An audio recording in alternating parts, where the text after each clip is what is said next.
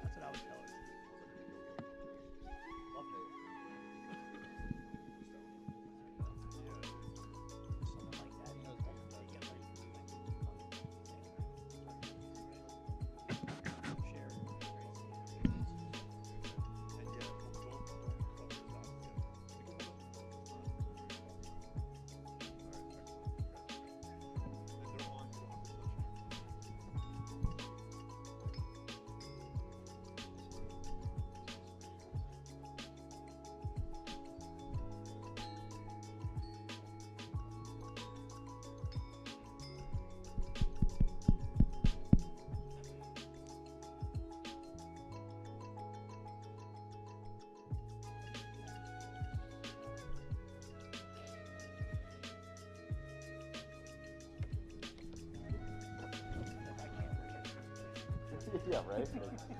Yes, I mean, I agree with you. They have like two different interviews.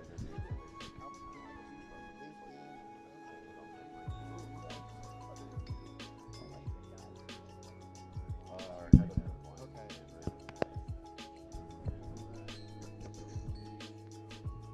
Like he dealt with.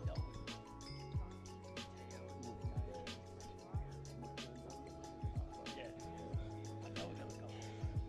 It's crazy. I remember when NIL just passed, and I was remember him listing for this year.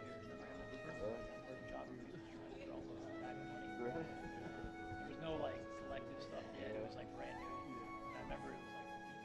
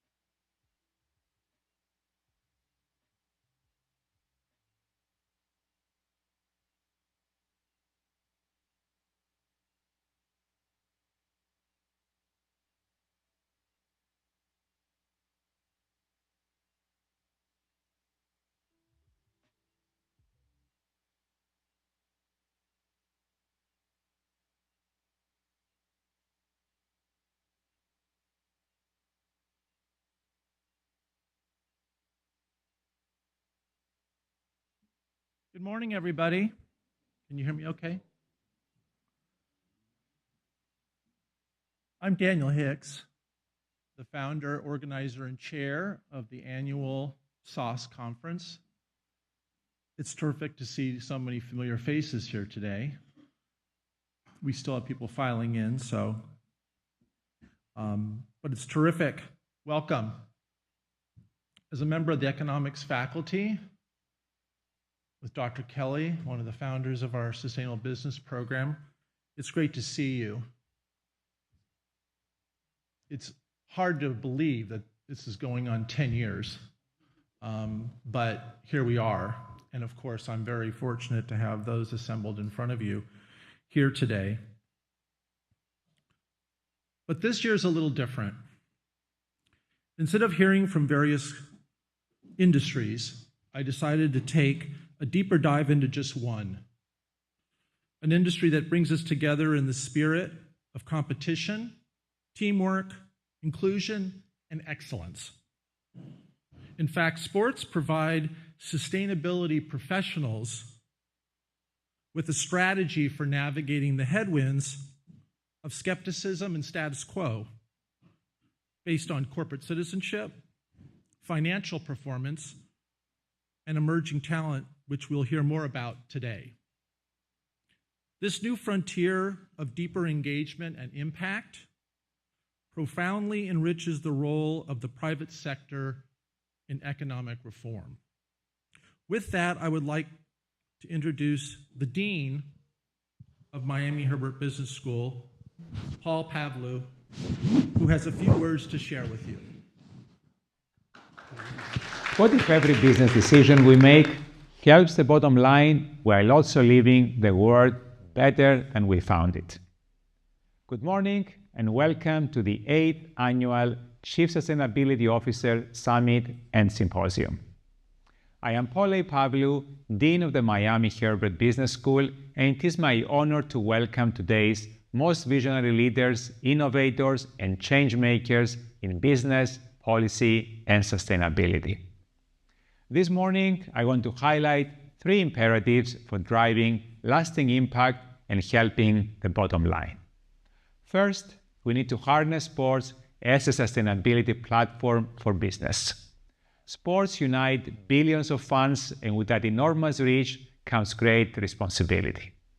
By embedding eco-friendly operations, green stadium initiatives, and athlete-led advocacy into every event, we can make sports more financially viable and also support the bottom line. Second, we need to encourage cross-sector partnerships. No single organization can tackle sustainability alone. When leagues, brands, and governments co-create solutions, whether it's circular economy merchandise, renewable energy infrastructure, or community-driven outreach, we unlock scalable models that benefit both the bottom line and the planet. Third, we need to properly measure and communicate real-world impact. Data drives impact. By setting bold targets, tracking emissions reductions, and transparently reporting business outcomes, we build trust with our stakeholders and inspire funds to join us. Impact metrics are not just numbers. They are solid proof that a sustainable business is a profitable business. I'd like to express our deepest gratitude to Calamos Investments, our presenting sponsor for the 4th consecutive year, and especially to John Koudunis for his steadfast support and leadership. Your partnership has helped elevate this event to a world-class summit. Today's dialogue, Sports Business and Social Impact, invites us to reimagine what is possible when passion meets purpose and sustainable business is the only good business. Thank you for joining us in Miami and online. Let's leave this summit ready to redefine the game of sustainability and to build a future where every play, every cross-sector partnership, and every impact metric drives us toward a more sustainable world. Thank you. Thank you, Dean Pavlou. Now I have the great pleasure of introducing John Koudunis, CEO of Calamos Investments, our presenting sponsor. John is a true visionary, as you will see, and a remarkable friend of this business school and this university. For the fourth year in a row, he has demonstrated a commitment to thought leadership and sustainable business in a way that remains unmatched by his peers on Wall Street, in my opinion. The team he has brought with him today, Constance, Yanni, Beth, Tony, James, some of whom you will hear from very soon, are at the forefront of modern investing. I'm proud to be the beneficiary of John's generous support and grateful to have had the good fortune to welcome him back time after time. With that, ladies and gentlemen, it is my distinct honor and privilege to introduce Mr. John Kadunas.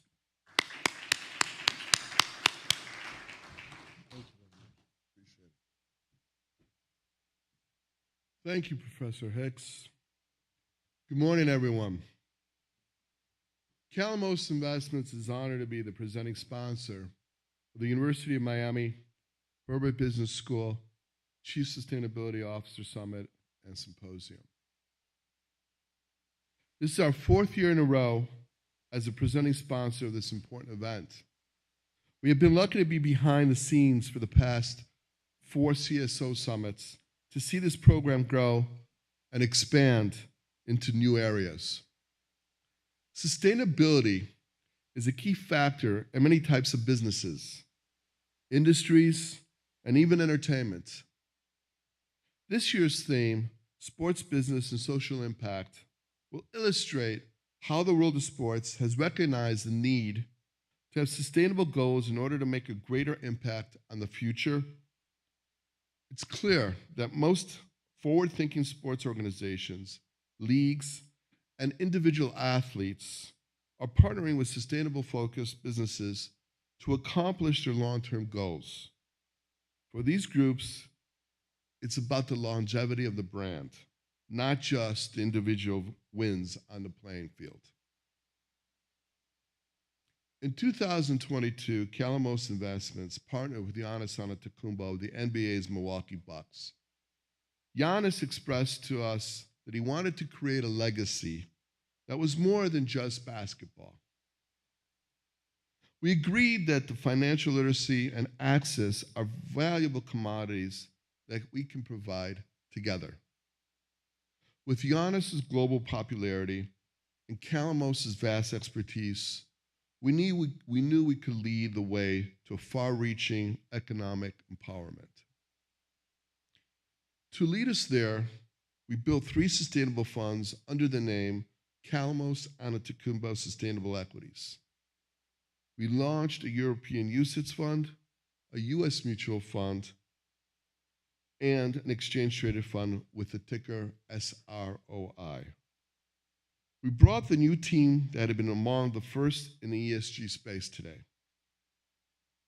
The team also created their own unique approach to sustainable research and investing. Members of that team have been involved in the last 3 Miami Herbert CSO summits. Today, we are excited to have all 4 members of the team from Portland, Oregon, Madison, Wisconsin, and Chicago, Illinois, with us here in person.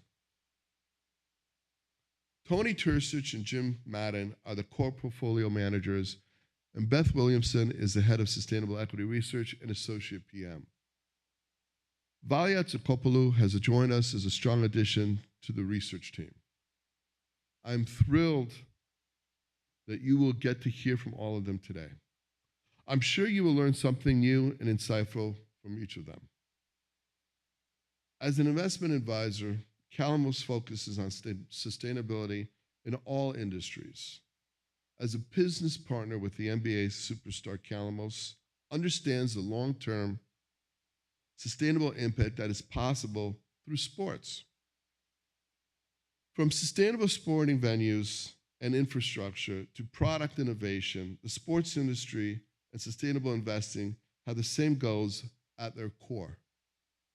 For these reasons, Calamos Investments is proud to serve as a presenting sponsor of the CSO Summit.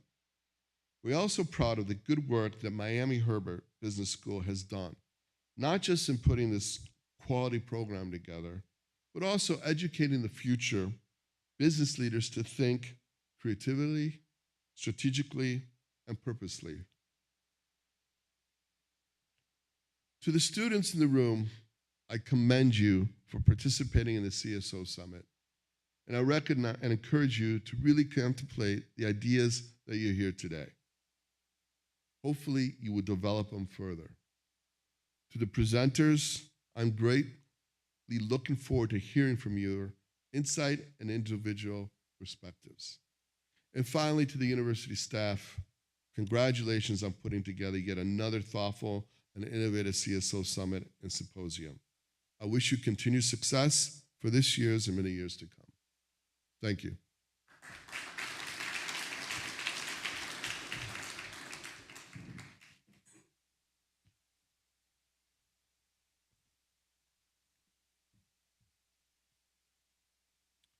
Thank you very much, John. Appreciate you coming out. Now I would like to briefly introduce my co-anchor for today, Mr. Roger McClendon. Roger is the executive director of the Green Sports Alliance, one of our official partners this year, and was the first chief sustainability officer for Yum Brands, the parent of Taco Bell, Pizza Hut, and KFC, after it was spun off from PepsiCo in 1997. Yum became part of the Dow Jones Sustainability Index in 2017. And Roger is no stranger to athletics. In high school, he became a McDonald's All-American in 1984, a title bestowed on the top 25 basketball players in the whole country. Please welcome Roger McClendon.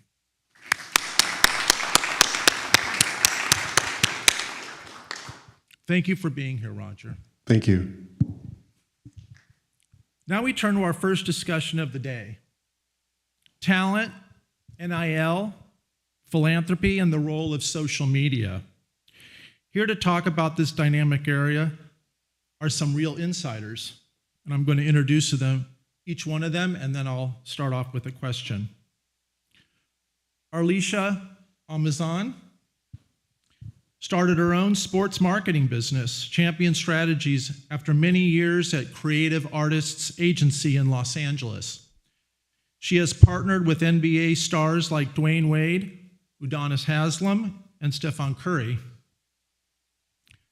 Tina Brown is the Chief Executive Officer of the Overtown Youth Center, one of South Florida's most recognized and respected not-for-profit organizations. She is the force behind the center's new $20 million project to provide community services in Miami. Emmanuel Ellerby is an NFL linebacker and founder and CEO of Bees Believers, a nonprofit organization that combines athletics with STEM education. And we know about STEM education here at the business school, but he taught me STEAM, which is science, technology, education, athletics, and math. As an environmental engineer, he advises the NCAA, NFL, and upcoming World Cup games. Michael Raymond is the founder and CEO of Raymond Representation. He specializes in NIL, branding, and marketing. He and his team have negotiated many successful deals involving athletes and influencers. He holds a JD from our own University of Miami School of Law. Evan Roberts is the head of NIL and digital for UM Athletics, another official partner of ours this year. He previously served as the Associate Director of Athletics for Communications and Digital Strategy at the University of Louisiana and Assistant Athletics Communications Director at Texas A&M. Tommy Thompson is a Major League Soccer player. He has played hundreds of matches for the San Jose Earthquakes after signing with them in 2014.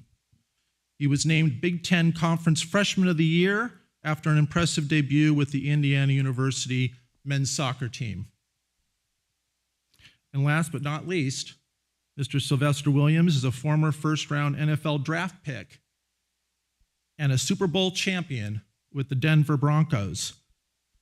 He's also a successful entrepreneur, real estate investor, and motivational speaker with a passion for leveraging sports and business to drive economic impact. Please give it up for our distinguished panelists.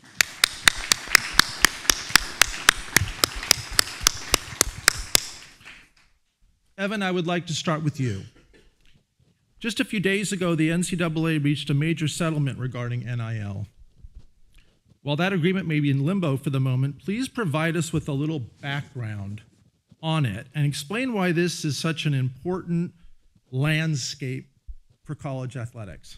Yeah, so there's a judge out in California that's trying to decide on the House settlement, and basically what that does is it provides a rev share where the schools can directly pay the student athletes up to a certain amount of money. I believe the first year is $20.5 million, and then it will continually go up through that. And then there will also be some roster limits, which is kind of what the holdup is. Right now, the judge wants to grandfather student athletes in or slowly phase those in, but if we do get to that point, then there would be a certain amount of student athletes that could be on each team. Most football teams right now probably have around 120 to 130 that would be capped at 85. And so I think it'll provide a little bit of structure, because right now there's really not any. But that's kind of the main gist of it, is a salary cap, as some people call it, with the $20.5 million and then the roster limits. So how is it upending college athletics? Why do we keep hearing about NIL? I mean, I wouldn't say it's upending. It's just ever changing, right? Like, student athletes are finally being able to profit off their name, image, likeness. Before we had NIL in 2021, I mean, if you were a regular student, if you were a musician at the Frost School, you were able to go on tour and make money based off your name, image, likeness. I was at Auburn when Cam Newton won the Heisman and won the national championship in 2010, and he was under investigation for allegedly getting paid $180,000. And so it's just kind of funny to look back and see. But now kids are able to profit off their name, image, likeness. I don't think it's upending college athletics. I think we're just changing the way that it looks. Michael, how do you see it?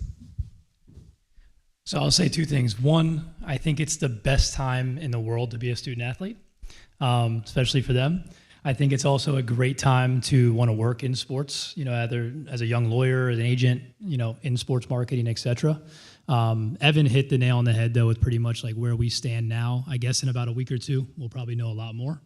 I'll say I think a lot of people were surprised that it's now taking even longer, and it looks like it possibly could maybe not pass, but we'll see. I'm sure it will. I don't think it's upending college sports. I think it's just another change that we'll see with another multiple of changes throughout the next couple of months and years. I know a lot of people want to see collective bargaining. I think on the agent side, it's very helpful in a way, because it kind of does give us a little bit of a market to go off of, and at least numbers to see when you're dealing with some athletes now in the schools. But I do think collectives aren't going anywhere. The bigger athletes, the Carson Becks of the world, the Cavender twins of the world, like the bigger athletes, the basketball players and stuff, there's always going to be, I think, both sides to it, rev share money and collective money and marketing money. So I think it's just another step, hopefully, in the right direction, and there's going to be a lot more steps coming. What kind of change have you seen now with high school athletes, college athletes? Do they get what's happening? So I think our business literally had to add a complete educational component to it, meaning like we are talking to so many parents, AAU coaches, young athletes, and really just educating them on like what NIL even is. And again, NIL is just a term. It's been around forever. I mean, it's just marketing for athletes, but it's the college words now. But a lot of high school kids, especially ones that are getting a lot of offers from big schools, are starting to ask a lot of questions. What does it mean? A lot of them don't even know what the rev share means, right? Or even what a collective is at that point. So just a lot of educational, background, and kind of honestly explaining to the parents that there's different sides of NIL. There's marketing money, there's collective money, there's rev share money now, and it all plays a huge role into where you go. So I think that's going to be huge. And, again, I do think it's going in the right direction, but like Evan said, I feel like every day there's a new rule or new change that we need to stay aware of. And that's pretty much our job, is, following it every day as it changes. Mm-hmm. For both of you, what are the opportunities that are already beginning to emerge? Well, real quick, I'll just say I am starting to see, I know not every school is doing it, but I am starting to see a lot of rev share contracts, which is interesting because if it doesn't pass, a lot of those contracts are going to be a huge issue.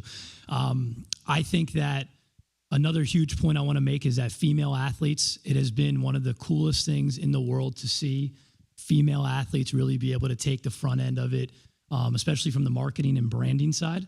I have worked with over 1,000 brands in this space and in the influencer marketing space. They all want to work with female athletes first. So I love that.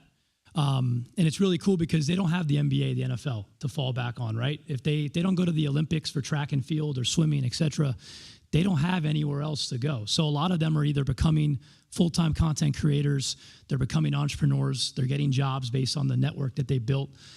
So I love seeing that. And I think, again, to go back to my first point, it's the best time in the world to get into sports. It is a $40 billion plus industry. So if you are hungry and you want to work, it's a great place to be. So Arlisha, talk about this from the entertainment side. How do you see what's happening with NIL? Yeah, absolutely.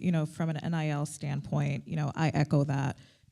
These athletes, these college athletes have an opportunity to either start building their brand early on or think about what their brand could be at a very earlier time in the life cycle, whereas that thought process or that work typically didn't start for an athlete until they made it in the league, or maybe even 5 years post getting drafted or post getting picked up from a team. Now you can be a college athlete, 18, and depending on the state, you can start that process even earlier. So it's a very interesting time in the entertainment space. To the point that was brought up earlier, brands now have more of a vast opportunity in how they can partner. They could, again, start at that younger age, college, and upwards in the entertainment space.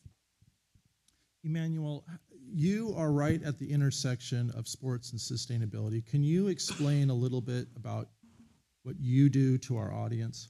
Yeah, for sure. So I run a nonprofit. I work as a sustainability engineer in my post-playing career. So I think to your point right now is that you just said people understanding their brand and kind of when the day ends, what they're going to do after playing sports. I think everybody has hoop dreams at an early age, right? Everybody says, I want to go to the NFL, NBA, MLS, whatever that might be.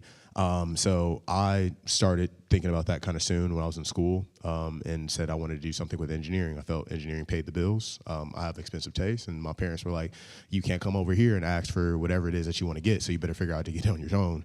And I had the opportunity to go play in the NFL, but always just thinking about afterwards. And so engineering was sort of my I hate to say plan B, because I don't think in life you should ever have a plan B. I just think it's the next phase of your life, right? I loved how you said with the NIL space that there's just a new wrinkle into how it is, right? We're going to have to change and evolve, and you're constantly evolving in life. So I work as a sustainability engineer, but that opportunity that I had of having that engineering degree in my back pocket, I knew I could go pursue my football career to the highest degree and leave it without having any apprehensions of what might be. And so I started a nonprofit called Peace Believers that tries to get kids interested in STEAM through athletics, which is science, technology, engineering, arts, and mathematics, but also athletics at the same time, because you build all these skills and learn all these different things through sports, but those things are transferable into the real world, into the professional world. And I think the fact that NIL athletes are starting to do this and trying to understand what their brand can mean for them, also the resources that they've tapped into.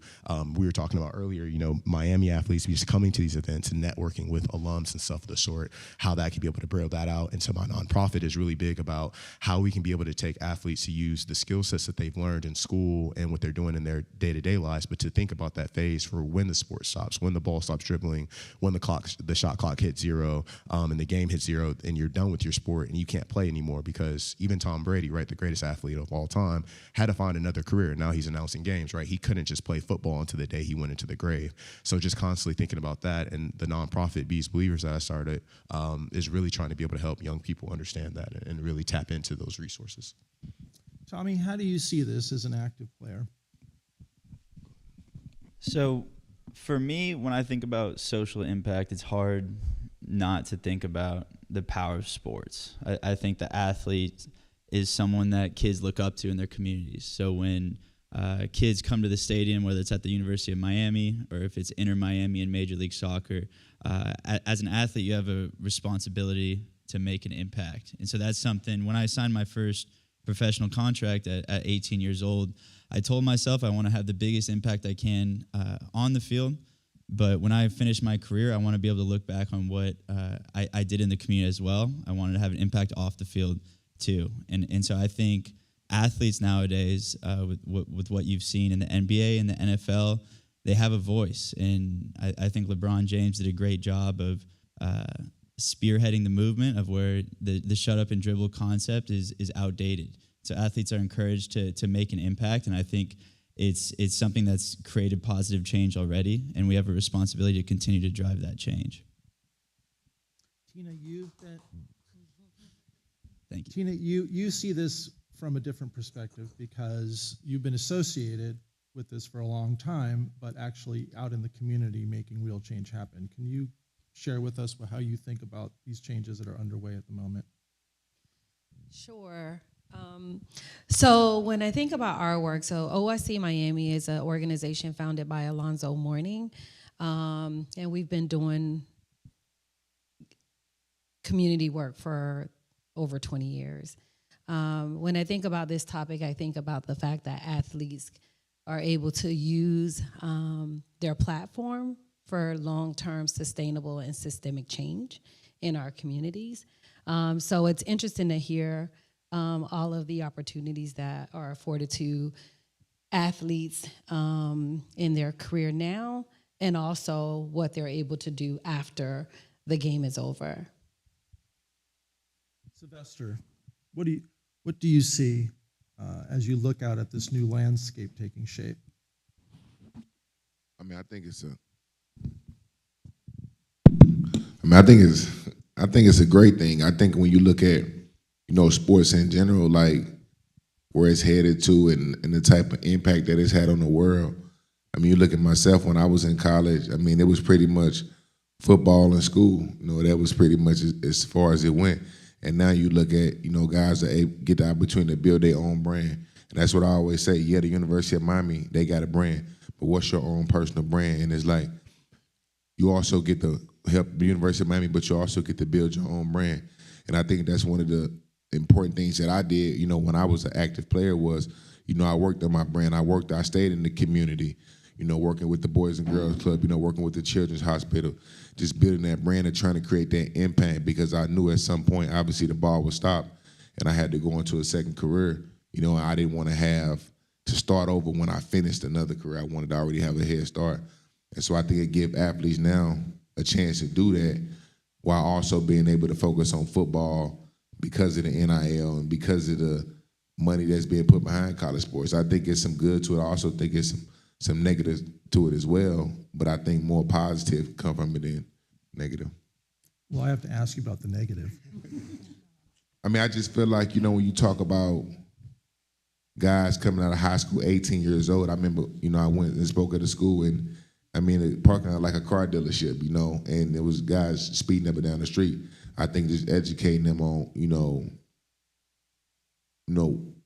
what this money can create, which I think look at the good behind it instead of saying, okay, well, I'm gonna go buy a new chain, I'm gonna go buy a new charge or whatever it is, because a lot of these guys will not make it to the NFL. Just because you're making real money now doesn't mean that it's gonna continue, and I think that's a mistake a lot of guys make when I'm in college and, I'm making all this NIL money. Well, I'm finna go make even more money going to the NFL. And I think you saw it last night with Shedeur Sanders, a guy that thought he was a sure first round pick, and here he is sitting here on day two. So I think just being able to use your platform now and say, okay, think about 10, 20, 30 years down the road and what is it that you want to do with your life after the game of football, and start to build that foundation right now.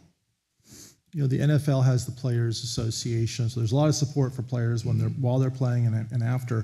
For Emmanuel and you, I'd like to get a sense if you think that the NFL has been supportive of community impact, social impact, while you're actually playing the game. Do they make an attempt to kind of get and encourage players to give back, or is that an individual decision? I mean, I played for an amazing organization, the Denver Broncos, and we was big in the community. And I always say when you talk about being a champion, it don't just start on the field. I think it start, getting into the community, because ultimately these fans are ultimately who support us. And, you know, it's a lot, you know what I'm saying, supporting the NFL team because you got to go through the good and the bad. You know, and so getting out in that community, and I remember when I was playing, and just being able to see the smile on these kids' faces and the impact that you can create, you know, by just going to these events and showing up, and these kids look at you as heroes, you know, and just to be able to show you that I'm human and you can one day be in my shoes if that's what your goals are. You know, so I think it's huge, and I think the Broncos did an amazing job of that and will continue to do an amazing job of that. And I think players is, and it's also an individual thing too, because you got some guys that just want to focus on football, but you got some guys that enjoy being in the community, you know, and I played with some great guys that really pushed the needle when it came to being in the community and creating an impact. Yeah, I think it's a culture shift, right? I think beforehand, I was kind of at the end of when people were talking about, you know, just only play ball. Like, you only need to focus about ball. That's all you care about. I played for the Seattle Seahawks for numerous years, and they were real big about it. I love how you said it starts, you know, winning just don't happen on the field. It happens in everywhere. Like, I think the whole ecosystem, and that's one of the top organizations, I believe. There's a reason why certain teams are always great. You know, they always have a lot of success because they put it in from, we used to call them the third level people, but it was like the business ops people, marketing, ticket sales, all that stuff. They thought about it from a very holistic standpoint of like, how can we support these players? You know, I had a lot of great teammates of, you know, the Legion of Boom when I was there were a lot of the people that were there. So yeah, I got to throw a name like a Richard Sherman, right? He was so big about doing stuff off the field. Bobby Wagner, he negotiated his own deal. So did Sherm did. They did so many things off the field and was like, no, I'm just more than an athlete. Like, this is the pocket, or I like to say, of going to the well. This is the well that's feeding me right now, but I'm trying to be able to develop these other wells so that when this well dries up, I still have another place to pull water from. And I think the NFL does do a great job. I think you've seen, even from the way that they have initiatives that come out, there's the push for girls flag football, the way that they're trying to be able to do that as well. You start to see athletes with my cause, my cleats, and how big of an importance thing that is. And so I think it's been a culture shift because additionally, with them doing that, it also drives revenue, right? Before, the normal NFL fan would be thinking of as a, you know, middle-aged man with a big beer belly who sits up there and screams that the Bears suck every 5 minutes at the TV, right? But now the people that come to the games are so diverse, right? There's young ladies that are coming to the games. They just talked about it. They said, you know, women in this NIL space are huge. Everybody wants to work with that brand. And I think a lot of the NFL had kind of came in and was like, well, we're missing out on this money, right? We're having these people who can spend the dollars at this game, but we need to have something that is an entry point, that's something that's palatable for them, that they can be able to see themselves, even though, yeah, they might not be on the field, but they can enjoy this community the same way that old man who's screaming at the 45, you know, screaming at the Bears suck at the TV can enjoy it the same way. So I think that you start to see now, and if you just watch during a Sunday game, you'll see all these initiatives that the NFL has coming on.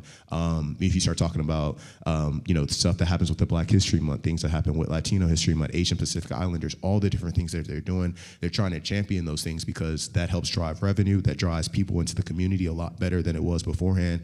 And I would say that throughout my time, I felt that. I mean, I remember I got internships throughout my whole entire time playing in the off season, and that came from the Seahawks directly themselves. I came up there and I said, hey, this is what I have going on. It's the off season, I'm gonna be doing my training, but what else can I be able to do? And I got put into so many rooms and opportunities I was able to use. You know, I see a lot of high schoolers in here. I imagine that y'all are in high school or whatnot with the uniforms that y'all have on, but it's like, oh snap, like I have an NFL player who's coming in and doing this with me. It hits a lot different versus, you know, the different stuff. So yeah, I think the NFL is trying to do a lot better of trying to be able to champion their players because they're, at the end of the day, the selling point of the league, right? You sell based off of the players. So why not try to emphasize, you keep the main thing, right? You know, you got to win football games. You know, everybody loves a winner. You can't be on the sorry team and everybody, you know, screaming about it. But if you're able to also get a little bit of extra by you championing the initiatives that your players are doing through the My Cause, My Cleats, the way that they're going into the community, showing up their faces, being good stewards,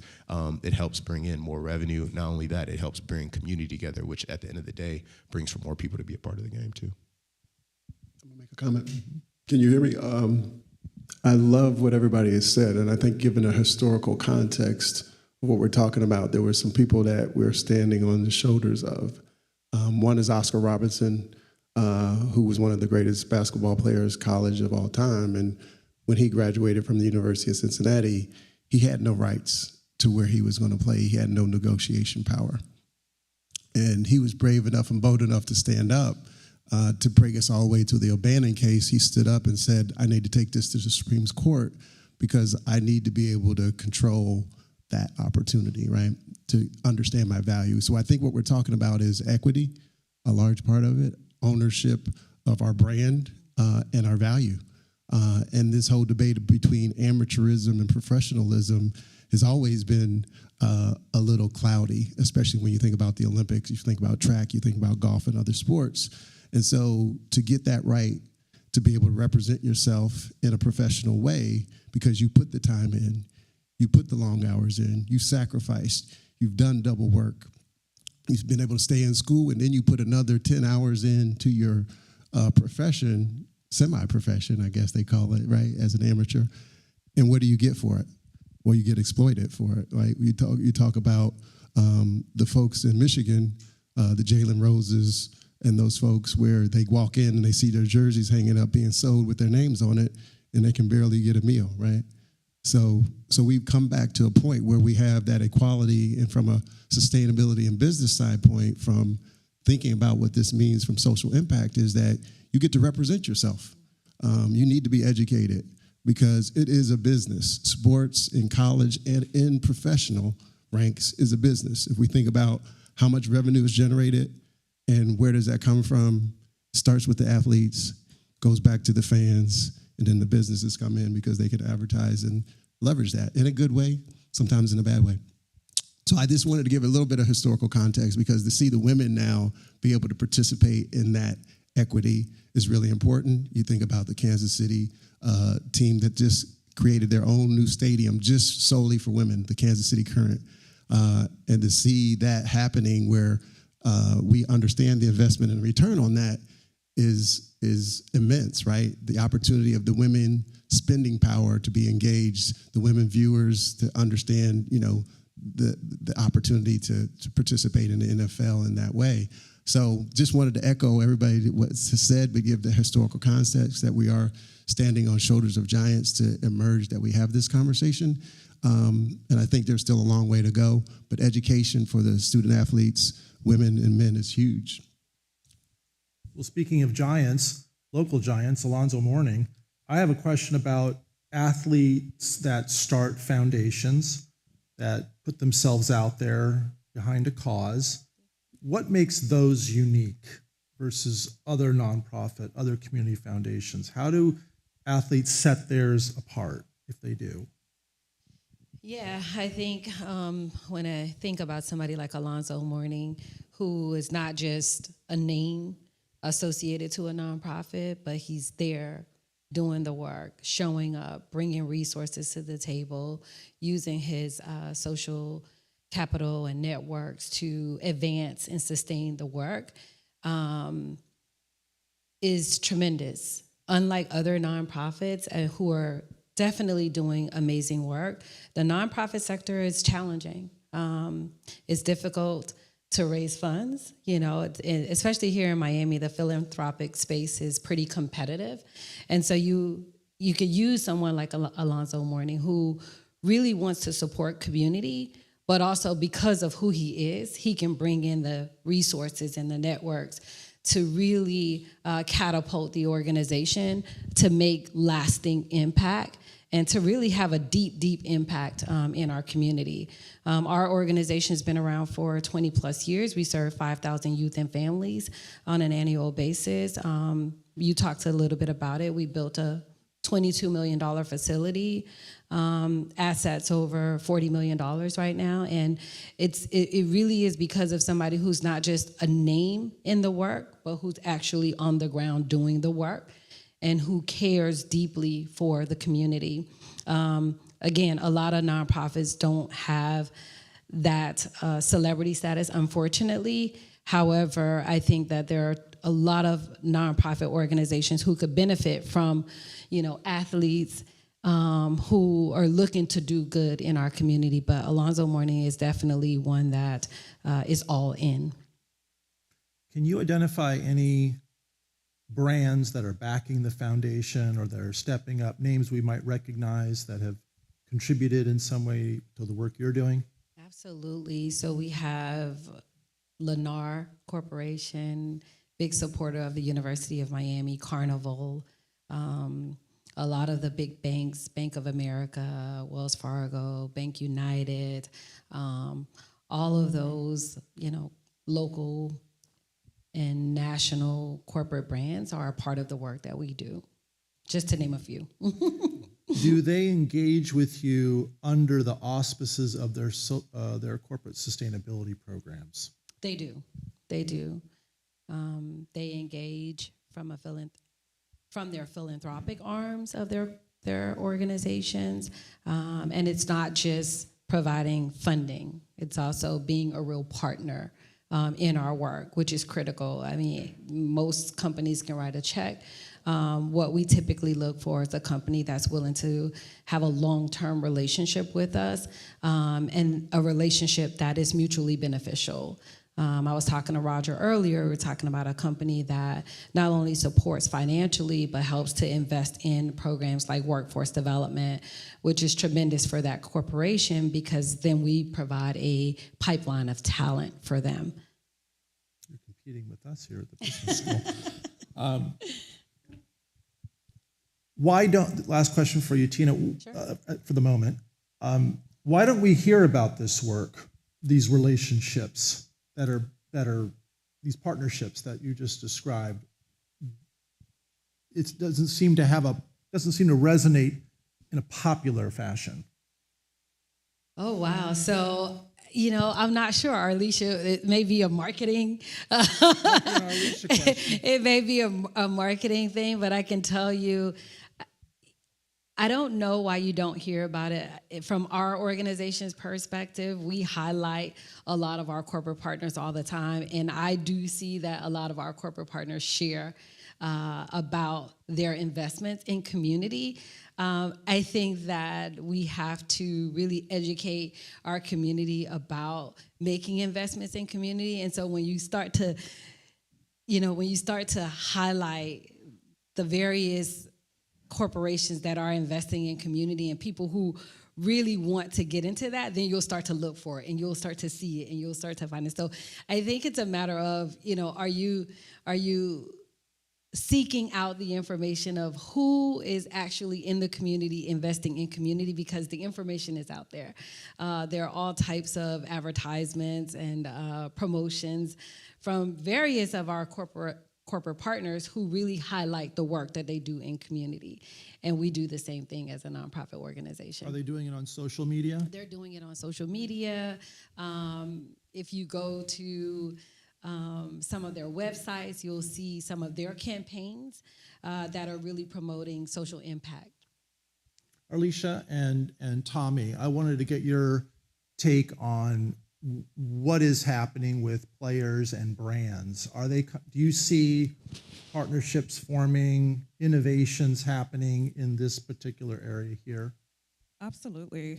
I think the brand partnership space in regards to corporate alliances and athletes are evolving in many different ways. The options are expansive, as we talked about with NIL, but also the individual approaches that certain athletes, not all, but certain athletes are making is innovative, right? And the brand partners are in a very exciting time to think about what partnership looks like from a long-term standpoint. One instance that I'll share goes back to my most recent role working for SC30, founded by Steph Curry. And what was great about my time working with Steph, he had a very purpose-driven, innovative way of looking at long-term impact. His company was a bifurcated company. One side was the traditional brand partnership endorsements. The other side was driven by IP. So I sat on the enterprise side where I focused on the marketing and the strategy and partnership work on IP.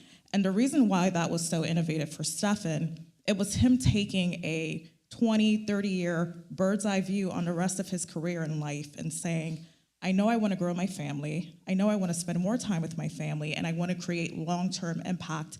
The way to do that is not through another endorsement deal, which is going to come and go. It's going to be a 3-year term. It's through IP.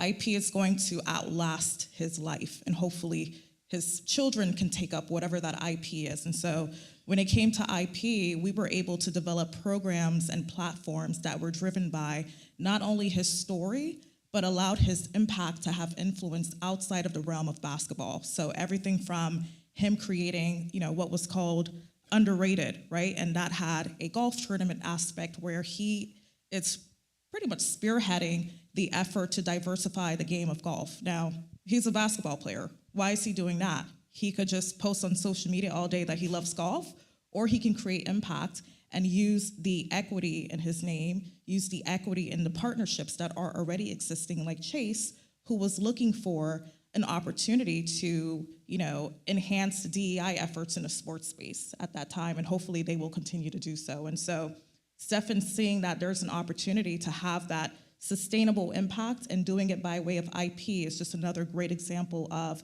the innovation that you're starting to see. And quite frankly, that role with Stephan inspired my company now, because I saw that as a white space opportunity. I'm coming from CAA, where I spent 10 years, and that was your endorsements, your contract. That's a combination of short-term and long-term, depending on who the player was, like a Dwayne Wade. Or you can take a Stephen Curry approach and say, my endorsement portfolio is already jam-packed. I don't need to do another meet and greet. I need to create more sustainability for my community. But the CAAs and the Wassermans, they're getting into this game, aren't they? They sure are. How are they doing this, or how are they trying to do this? They are, and funny enough, it was just announced CAA has their family office division now. But again, it's going back to seeing that long-term is where it's at.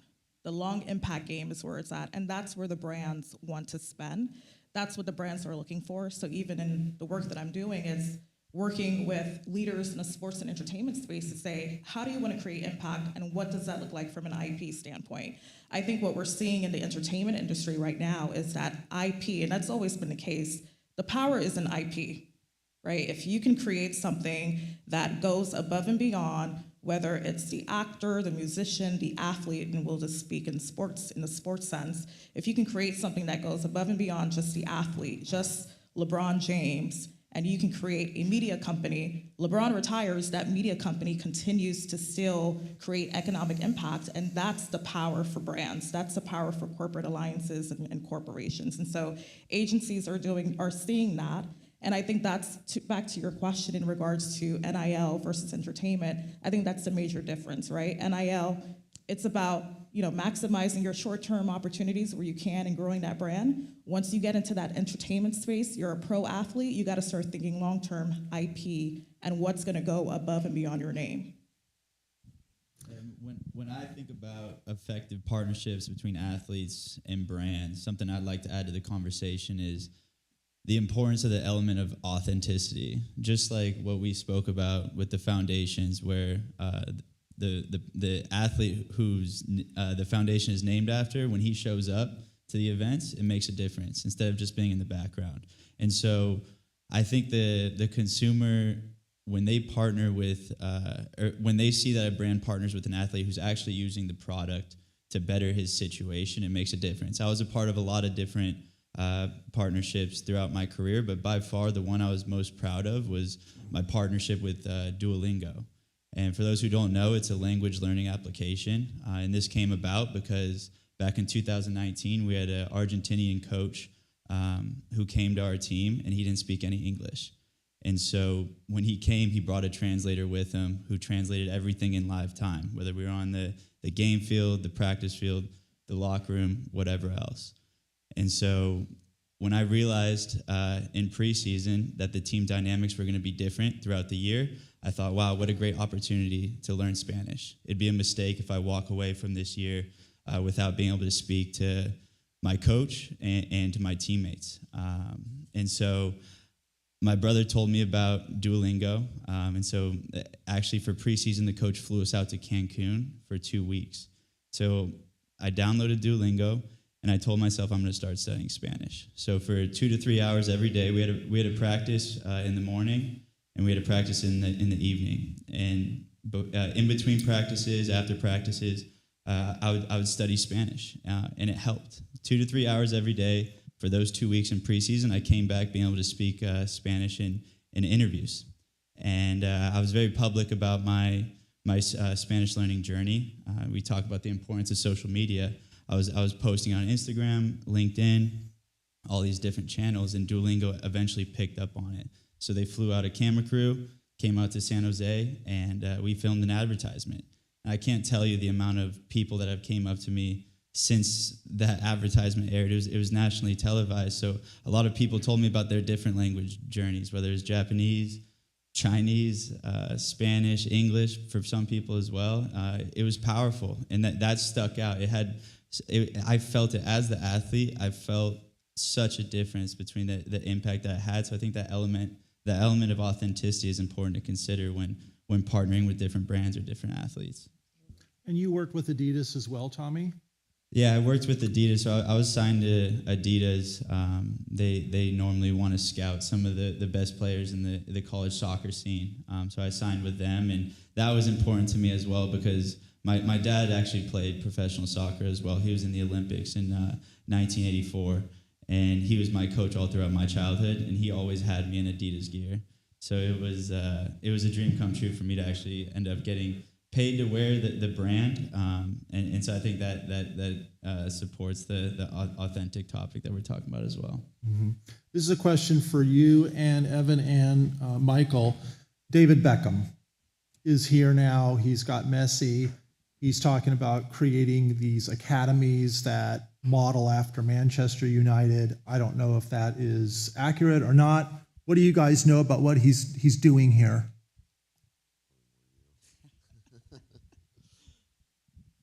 Me personally, was that for me? Yes. Any of you?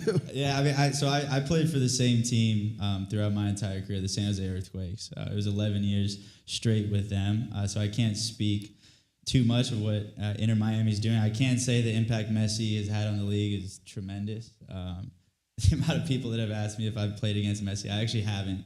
To prevent any further questions, but because our team is in the Western Conference and we didn't line up. Messi came to the league, I think it was 2 or 3 years ago, and we actually played Miami the year before, so we never got lined up against him.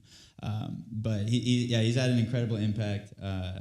I think it's put the world's eyes on the game, especially the timing of it after he won the World Cup to come to Major League Soccer. It was an incredible achievement by David Beckham. I don't know how he got, because I'm sure Messi could have gone anywhere he wanted. So to have Miami and Major League Soccer be the destination was incredible. And to be a player in the league at that time, it's a moment in history that actually, ironically enough, reminds me a lot of when David Beckham joined the league back in I think it was 2010, early 2010s. That caused a seismic shift where the league grew tremendously over the next 10 years, and I think that's going to be the same with the impact Messi has had. Mm-hmm. So, Evan and Michael, what have you seen in terms of repercussions of all that? Well, one thing that's just totally off topic, but kind of funny, I just signed Messi's bodyguard as an influencer client of mine who has like 5 million followers. So I thought that's pretty funny. But I don't really follow David Beckham and like what he does personally, but I will say we have worked with Inter Miami before. I'm very connected with their partnerships team actually, because we have helped them with some events and local things like that, with Raising Cane's, with Pura Vida, Miami, and some of those things with the stadium that's coming up. I think what he's doing is incredible. Again, I think it brought a lot of eyes on the MLS. I mean, Messi's like part owner of the MLS now and Apple TV, and he kind of runs the show. So at the end of the day, to have him and David Beckham, probably two of the biggest names for like the average soccer consumer to know. I mean, I'm not a huge soccer fan growing up. I never really watched it. I knew the Clint Dempseys of the world, the Landon Donovans, those guys, especially because of that Olympic run when we were younger. But now it's like Inter Miami is like just as popular as the Miami Heat living down here. And I grew up in South Florida. I've been here my whole life. And a lot of people talk about Messi. So it's pretty cool to see. I think that the stadium situation is a whole other conversation, and I'm curious to see how that kind of works out. I know there's a lot of problems and issues with it, but there's also a lot of positives that are going to come. But yeah, I mean, I think you'll say Messi has 2 more years, maybe a year or two. And I'm curious to see what kind of impact he continues to make, but he's brought in other amazing soccer players with him to Miami, which are making a huge impact on the community as well. And I think it's really cool also to see from a brand perspective, a lot of the European brands and companies are trying to come to the United States now and do more stuff here with American-based athletes, and vice versa. A lot of the European athletes are starting to work with American-based brands as well. So from my side, because I'm a marketing agent, I think it's pretty interesting to see. I think too, it just speaks to the power that sport can play with the community, whether it's soccer in Inter Miami, or if you look at Lone Depot Park when they hosted the World Baseball Classic, and you get to see the Venezuelans and the Colombians, and it was this amazing atmosphere. And then now, we have the F1 race coming up. You have Live Golf coming, or that was here in Doral. You have the World Cup coming up. We have the Club World Cup coming up. The eyes are on Miami, and I think that's really cool, and it just speaks to the power that teams and these other clubs can have on the community. Mm-hmm. Can I interject? Of course. Just, yeah, I think the opportunity to have these live events brings so much attention, so the sport is attracting the viewership, and the folks, listen more to sports than they do to science, unbelievably. Not a surprise. And so as we think about these mega events, just in Miami alone, or just in this area, the opportunity we have to kind of connect the sustainability component, because of UEFA and some of these folks that are driving it on the European side, this is an opportunity to really drive not only what you do in the operational level, but the voice of the athlete is powerful in this space. And so we do a conference here. College football playoffs will be here. They do a playoff green, which is looking at wastewater and energy during the event, from load in to load out with ESPN. And it's a huge opportunity to put sustainability integrated within the business context. It's not only what we do to take care of our footprint, but it's also what we do outside the lines of the field and the walls of the stadium. And I love the fact that you talked about authenticity, right? That we do this from our hearts, but it's a business connection. We also do it because it's good for a pocketbook. And this is what we're talking about, the crossover between the economics, the social impact, and the governance on the reporting and the transparency that make this real. And then when you get outside the lines of the field, it's what's going on in the environment, in the community, that's going to be a material change once the event is passed, right? It's not just a PR or commercial. It's not just an advertising moment. It's what is real impact. So I think that's a challenge for us all. And the space of sports creates so many jobs, so many opportunities for everybody else. And so the opportunity to leverage that for good, and this is, again, where sustainability comes, business for good. How do we actually make that happen and impact? Do you have a pro tip that you've been on both sides? And so you know what it's like to be in a large company. We're going to hear from Visa later. We're going to hear from Norwegian. And we're seeing these partnerships. But how do people kind of break into that if you even can do that? I think you're in business, it goes back to the fundamentals, Economics, is a huge part of that. So when you think about brand risk and risk mitigation, that's a key part of it. When you think about innovation and technology that makes you competitive and keeps you competitive, that's a part of it. If you think about how the consumer is looking at me for being a purposeful business because I can outperform a company that's not when they have a choice, is also an impact point that you want to consider. So I think matching that value system with what's material for your business to brands that associate with you because of that could drive growth. And this is what about growth, right? And at the end of the day, people want to understand how I grow and I don't die as a business, right? So that's I would say, the alignment of the stars and the planets is understanding that intersectionality between business growth, social impact, and what can drive and mitigate risk in my business. And I think disruptive innovation and technology is a huge part of that, but I also think authenticity and understanding my stakeholders and my customer base is another important part. Well, we have a lot of very smart young people here. Many of them are my students, so I can speak from experience. So to wrap up this session, I'd like to hear from each of you, just have some final thoughts on the topics that we've discussed today, starting with Tina. So just from my perspective, when we're thinking about and talking about sports and business and social impact, I'm gonna just kind of refer back to Alonzo Mourning being sort of, definitely a community icon, a sports icon here in Miami. And what he has been able to accomplish and what he's been able to build has been a tremendous support and has had tremendous impact on the Miami community. So as we think about sports business, I like to always draw a reference to the social impact industry and how sports business can also really elevate, empower, and inspire communities. And that really is what it's all about. A lot of teams, a lot of sports teams, a lot of fans really indulge here. And I think, empowering, elevating, strengthening children and families in our communities is really important. And I think a lot of that can happen through sports, through sports relationships, and so on and so forth. So, I mean, I kind of piggyback.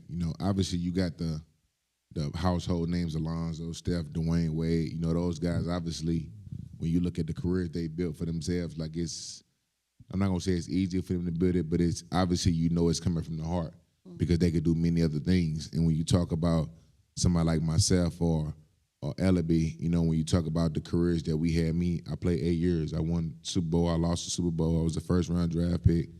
And this is all coming from somebody who never played the game of football until he was a senior in high school. So for me, my goal in life has always been to be an entrepreneur. So when I was growing up, it was like, okay, I want to own something. I didn't know what it was at the time, but I wanted to own something. So when I got into sports and I got into college and I was smart enough to understand kind of the layout and kind of how networking would prepare me into my second career.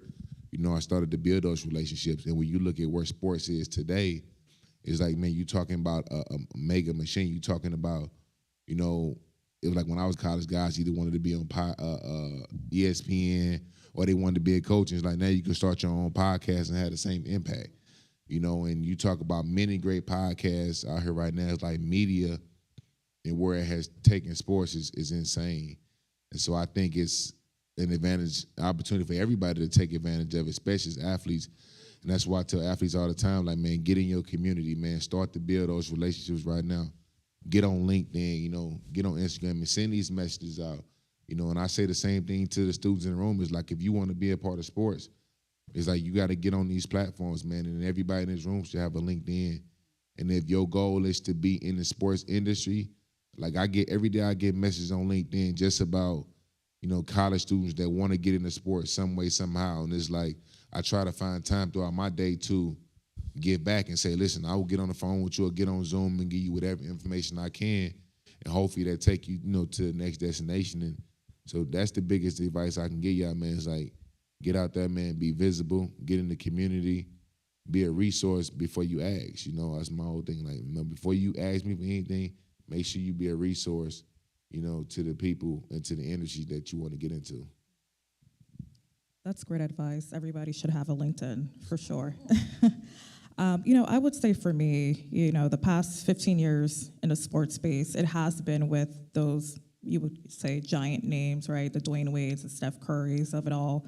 But for those in the room who will eventually kick off your careers in sports, if you are working in the NIL landscape, I would say, taking a page from these giant names and encouraging your clients to encourage them that it's never too early to start thinking about what the long-term play is going to be, right? And these frameworks that the Steph Currys employ, sure, the Currys of the world might have more capital and resources and more of a stronger network, but the frameworks are the frameworks. It's like going to business school.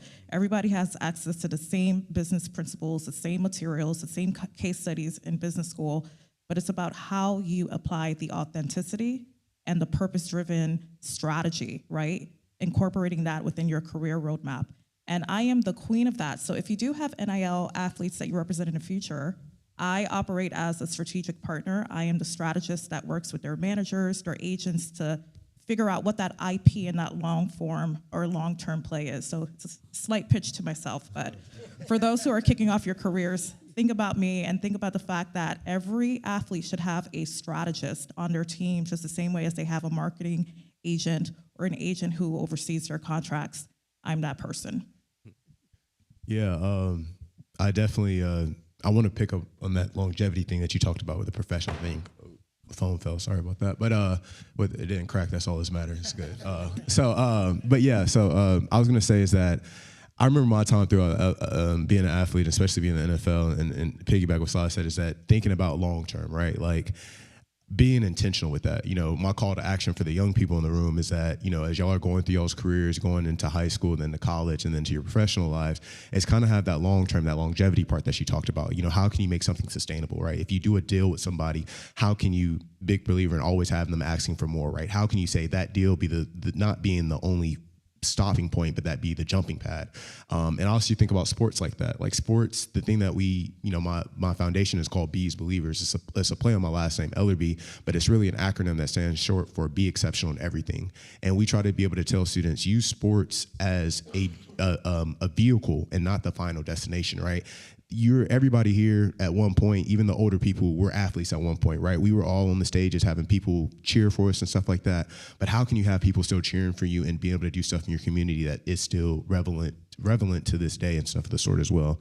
So that authenticity that everybody's kind of preaching up here of the same sort is true, right? You can't fake the funk, right? Going into your community, and I like to think of it as like a Venn diagram, right? Like the different circles that you have, try to find out where they cross over, right? Because that's where you're in that niche part, that's where you're in that sweet spot, and that's when you start having that platform that you can be able to take, okay, hey, I'm a baseball player, but I really like wildlife, so let me go and work with Bass Pro Shops to be able to figure out if I could be able to do a collab with them in the MLB. Those are like certain examples that you can do there.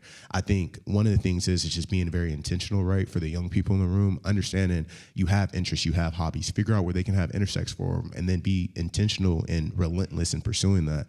But then also, too, for I think my call to action for my other professionals in the world, too, is just how do y'all continue to figure out these community aspects, these organizations? I think Dr. Hicks, you mentioned, why are we not always hearing about certain things that are on? I think there's a lot of work that's being done, and sometimes people don't know about what's going on, right? So it takes a lot of the impetus on us as people to be able to figure out what's going on in the world and how not to be able to duplicate the work that's being done, but how can we work smarter, work together? The Green Sports Alliance's motto is go further, faster together, right? In that same sense, I believe in that just in general for everything is how do y'all work together to be able to make impacts and stuff going on? So that means getting in your community as young people, speaking up, talking to people, asking, hey, I had this interest, reaching out to people on LinkedIn, that LinkedIn profile, hell of advice or whatnot. I had one when I was in high school. The joint had no picture to it or whatnot, but I'm so grateful that I have it now.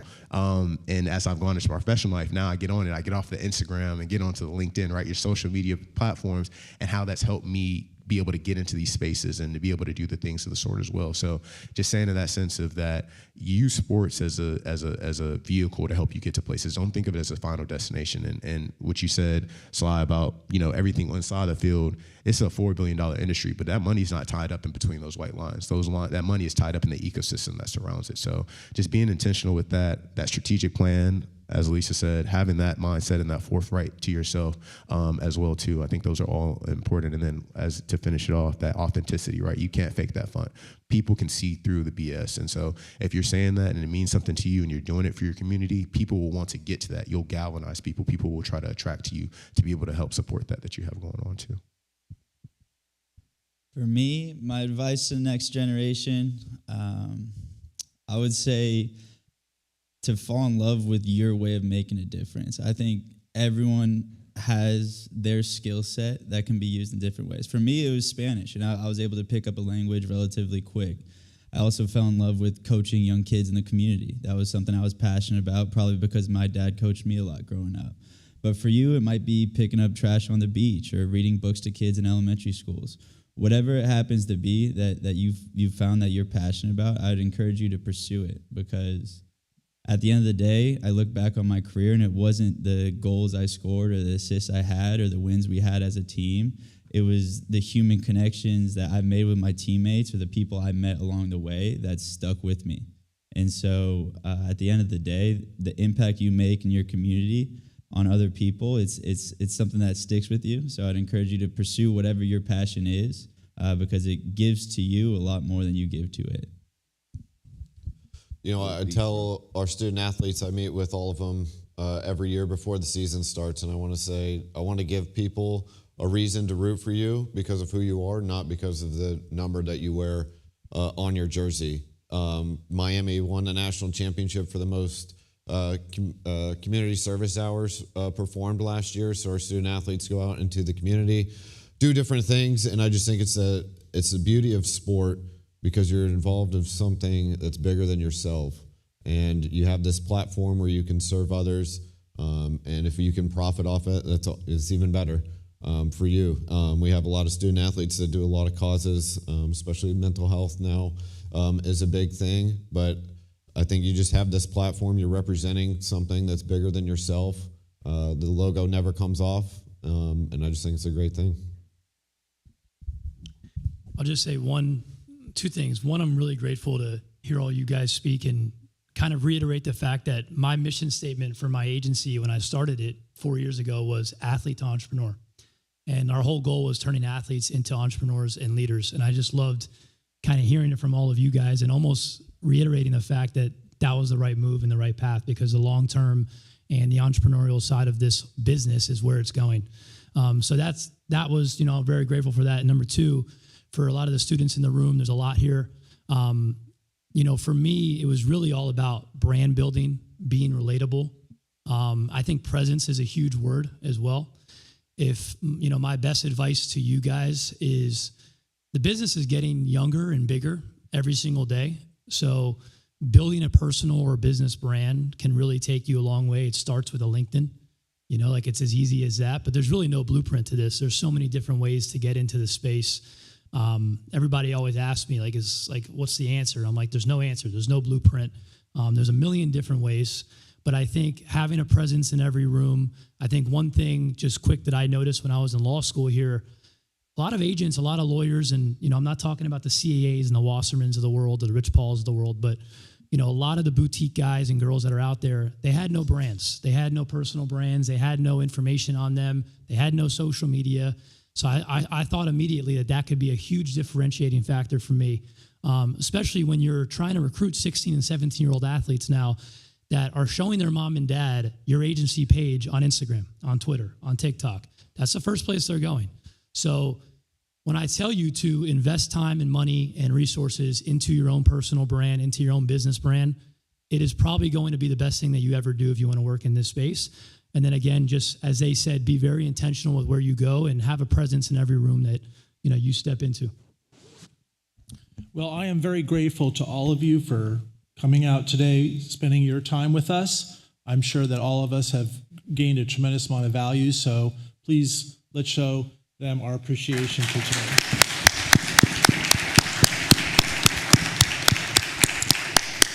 Okay, we'll have a 15-minute break and we'll come back for investing. Thank you.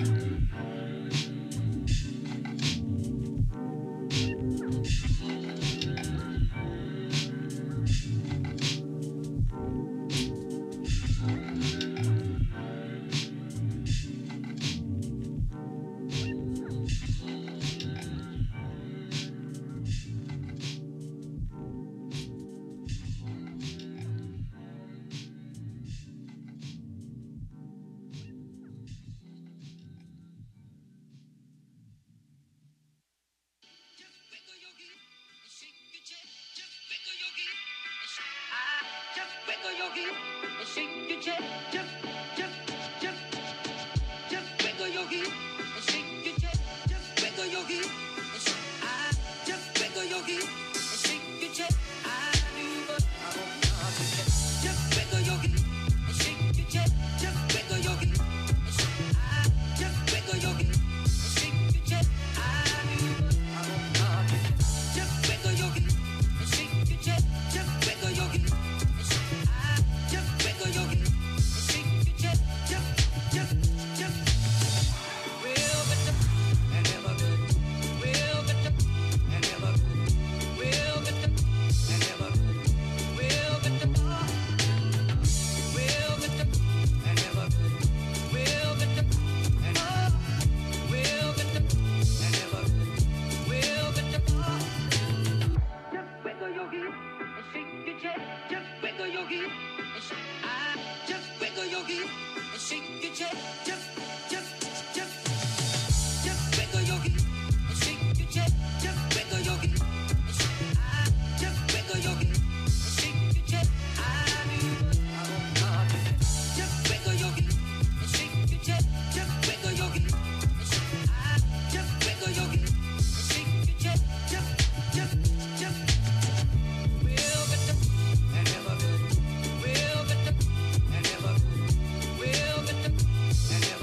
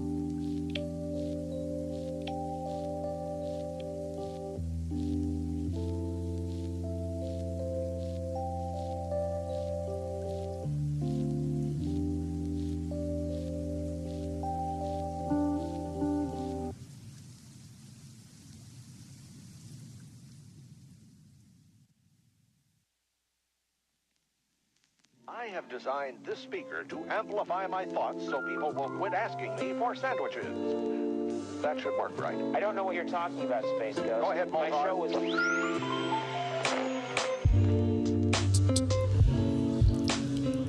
Good afternoon, ladies and gentlemen. At this time, we're going to ask everyone to kindly take your seats. The program will begin momentarily. Once again, at this time, we're going to ask everyone to kindly take your seats as the program will begin momentarily.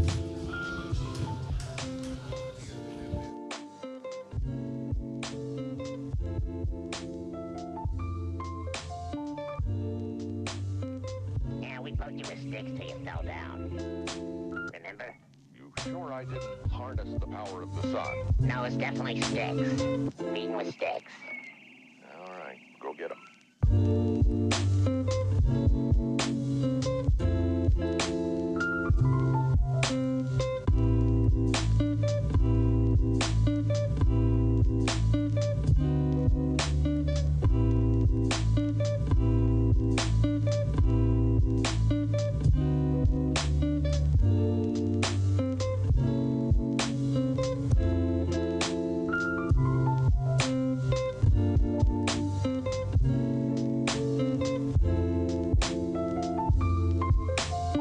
How's it going, man? Ow! No! Ow! Ow! Not there! Ow! Ow!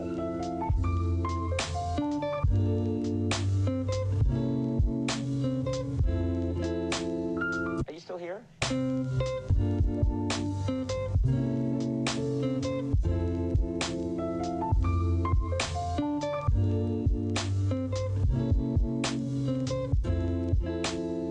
Welcome to the program. I'm sorry. I thought the show was over. It started? Yeah. Oh, yeah. Okay.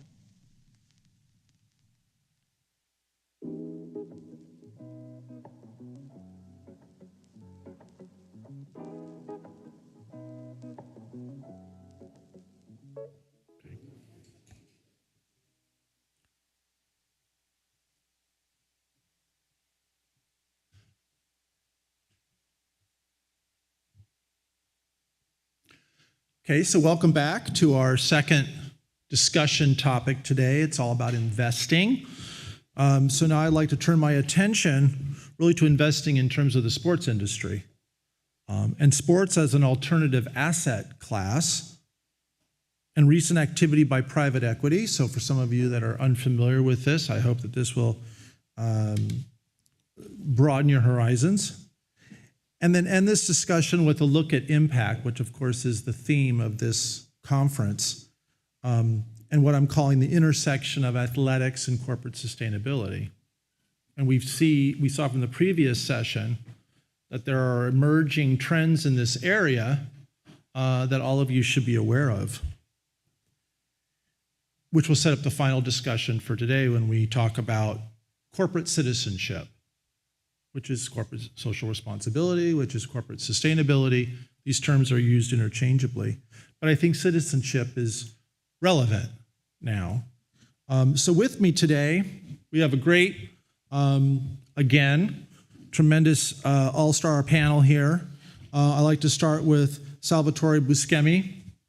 He's the CEO and co-founding partner of Brahmin Partners and CEO of Dandrew Partners Capital Management. He leads several direct investment vehicles across commercial real estate, credit, special situations, and life sciences. He began his career at Goldman Sachs, and I just got my book signed by him a few minutes ago.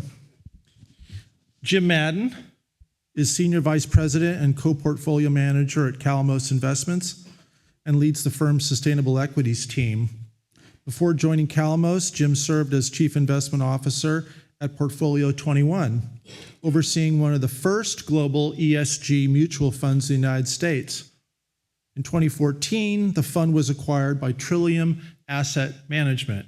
And then who acquired Trillium? We left Trillium to join. But did somebody acquire Trillium? Oh, it's very good. Thank you. James Tree is co-founder and co-managing partner at Off the Wall Capital. He has more than 20 years of experience in global sports, media, and commercialization of soccer rights. He has worked with Major League Soccer and a plethora of international associations, clubs, media platforms, professional agencies, and corporate sponsors. Tony Tursich leads the Sustainable Equities team at Calamos Investments with Jim. He joined Calamos in 2021 with the acquisition of Pearl Impact Capital, a company that he founded in 2018. Prior to launching Pearl Impact Capital, Tony and Jim served as portfolio managers for Trillium ESG Global Equity Fund. Sylvester Williams joins us again as well. You met him in the previous session. Beth Williamson, who I had the privilege of working with on a project with my graduate students, which I still remember because I thought it went very well and it's very relevant to what we're talking about today. Beth joined Calamos in 2021.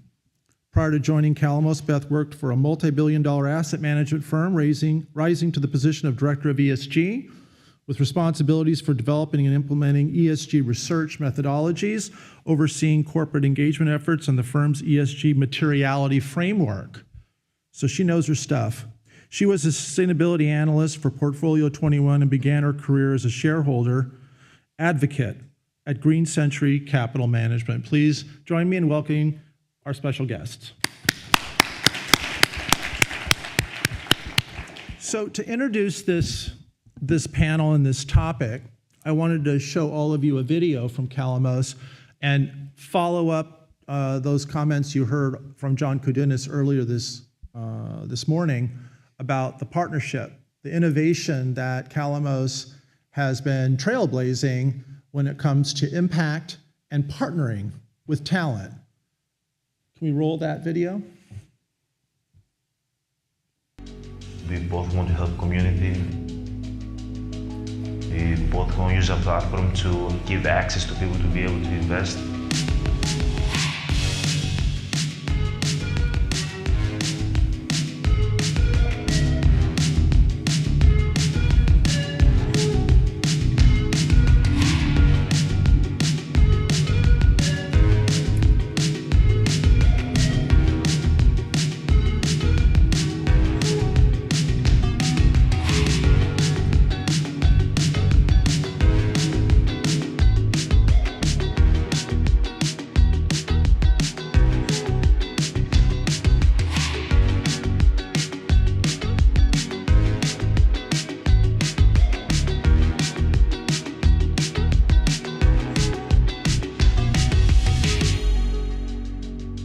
We share the same values. Let's work together, let's do this, let's change the world.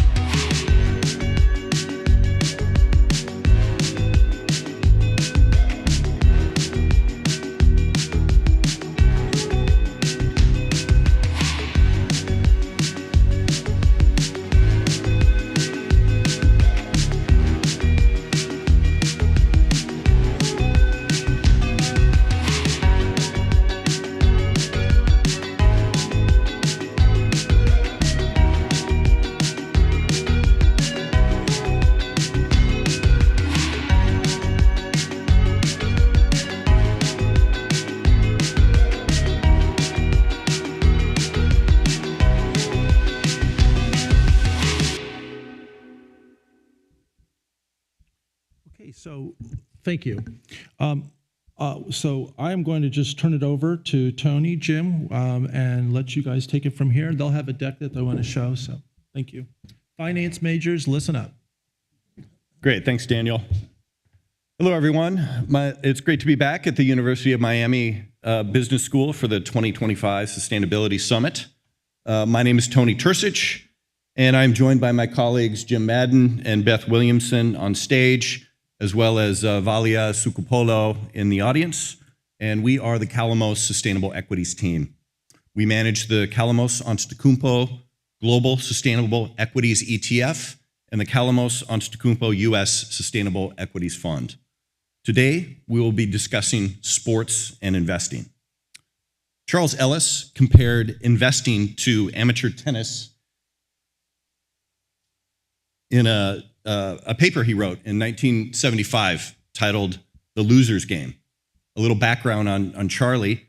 Mr. Ellis is a renowned investment consultant, was the investment advisor to the Rockefellers and founder of Greenwich Capital. Charlie drew a parallel between the world of investing and the game of amateur tennis. He makes the case that investing, much like amateur tennis, is not about winning, but about avoiding mistakes. In amateur tennis, the majority of points are lost due to unforced errors rather than won through spectacular shots. As an amateur tennis player myself, I can relate. I strive to keep the ball in play and give my opponent ample opportunity to make bad shots or mistaken decisions on the court. Ellis goes on to argue that the principle is directly applicable to investing. Success in financial markets is less often about making brilliant investments and more about steering clear of blunders. This resonates with the Calamos Sustainable Equities team. Much of our process is about risk management. We look to avoid companies and industries that are in secular decline or have too much inherent risk to warrant good long-term investment. In other words, we strive to avoid making unforced errors in our investment portfolios. For example, we avoid investing in the oil and gas exploration and production industry. Oil and gas use is not going away, but we believe demand will flatten and begin to fall over time as governments strive to meet their Paris climate agreements and corporations endeavor to reach net zero promises. Peak oil demand is likely by the end of this decade. Furthermore, increased regulation and growing demand for cheaper and cleaner renewables will only add to the profitability challenge for fossil fuel companies and other traditional energy names. Rather than attempting to guess which companies will be able to navigate this transition with the least amount of damage, we look for companies that are exposed to growing energy infrastructure and renewable energy needs and have flexible business models to remain profitable and in growth mode. We also avoid companies that can't or won't adapt to rising environmental constraints, changing consumer preferences, and societal shifts. High-risk ventures and speculative bets can lead to substantial losses. It's best to avoid these companies entirely and mitigate unforced errors in your investment portfolio. I would extend Charlie's analogy to the game of professional tennis. For example, Roger Federer and Serena Williams' point percentage win is a mere 54% and 55% respectively. These figures illustrate the reality that even the most admired players win just over half of the points they play. It serves as a reminder of the relentless nature of the sport and the extraordinary effort required to achieve greatness. Again, this resonates with the Calamos Sustainable Equities team. If we can outperform our benchmark and our peers slightly over half the time, our chances of success over the long term increase significantly. Part of our investment process is dedicated to hitting winners or discovering what we call global leaders.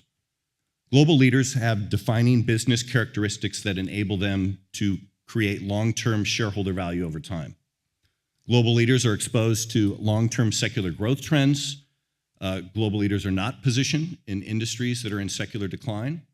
Some examples of growth trends that we seek exposure to include digitalization, electrification, decarbonization, and automation. Global leaders have leading and growing market share among their peers. Global leaders are innovators and have the best products and services in the marketplace.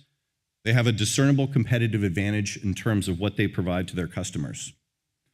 Global leaders have a strong and capable management team that can execute to strategy. And finally, global leaders are aligned with our long-term worldview. We seek companies that are dedicated to improving human well-being within the biocapacity limits of our planet. We believe that companies that are working toward this realization are more likely to retain and create value in an increasingly constrained future where competition for resources and market share are more intense. We have an investment process and criteria set in place that we've been using for over 2 decades to determine if a company measures up to our expectations in this regard and has a greater chance of being a winner in our portfolio. One more investment analogy to make before we move on to discussing some more sports-related companies and industries and societal impact. Investing in the stock market can also be likened to the game of baseball. Both require strategy, patience, and an acute understanding of risk and opportunity. While many investors dream of hitting home runs and scoring those big, spectacular gains that make headlines, there is wisdom in focusing on hitting singles instead. The pursuit of home runs comes with considerable risk. Investors chasing high returns in volatile markets can face substantial losses. These high-risk investments can be unpredictable and more often than not, fail to deliver anticipated results. Conversely, hitting singles in baseball is about consistency. A single gets you safely to first base. It may not garner the same level of excitement as a home run, but it contributes steadily to a team's score. This approach values reliability and steady progress. In investing, hitting singles means focusing on lower risk, stable investments that yield consistent return over time. Compounding returns have been described as the 8th wonder of the world. Compounding singles is a surefire way to build wealth and increase the chances for outperformance over the long run. The Calamos Sustainable Equities team would prefer to ask the question, who's on first, as opposed to who struck out swinging for the fence when it comes to our portfolios. Jim, you're up to bat.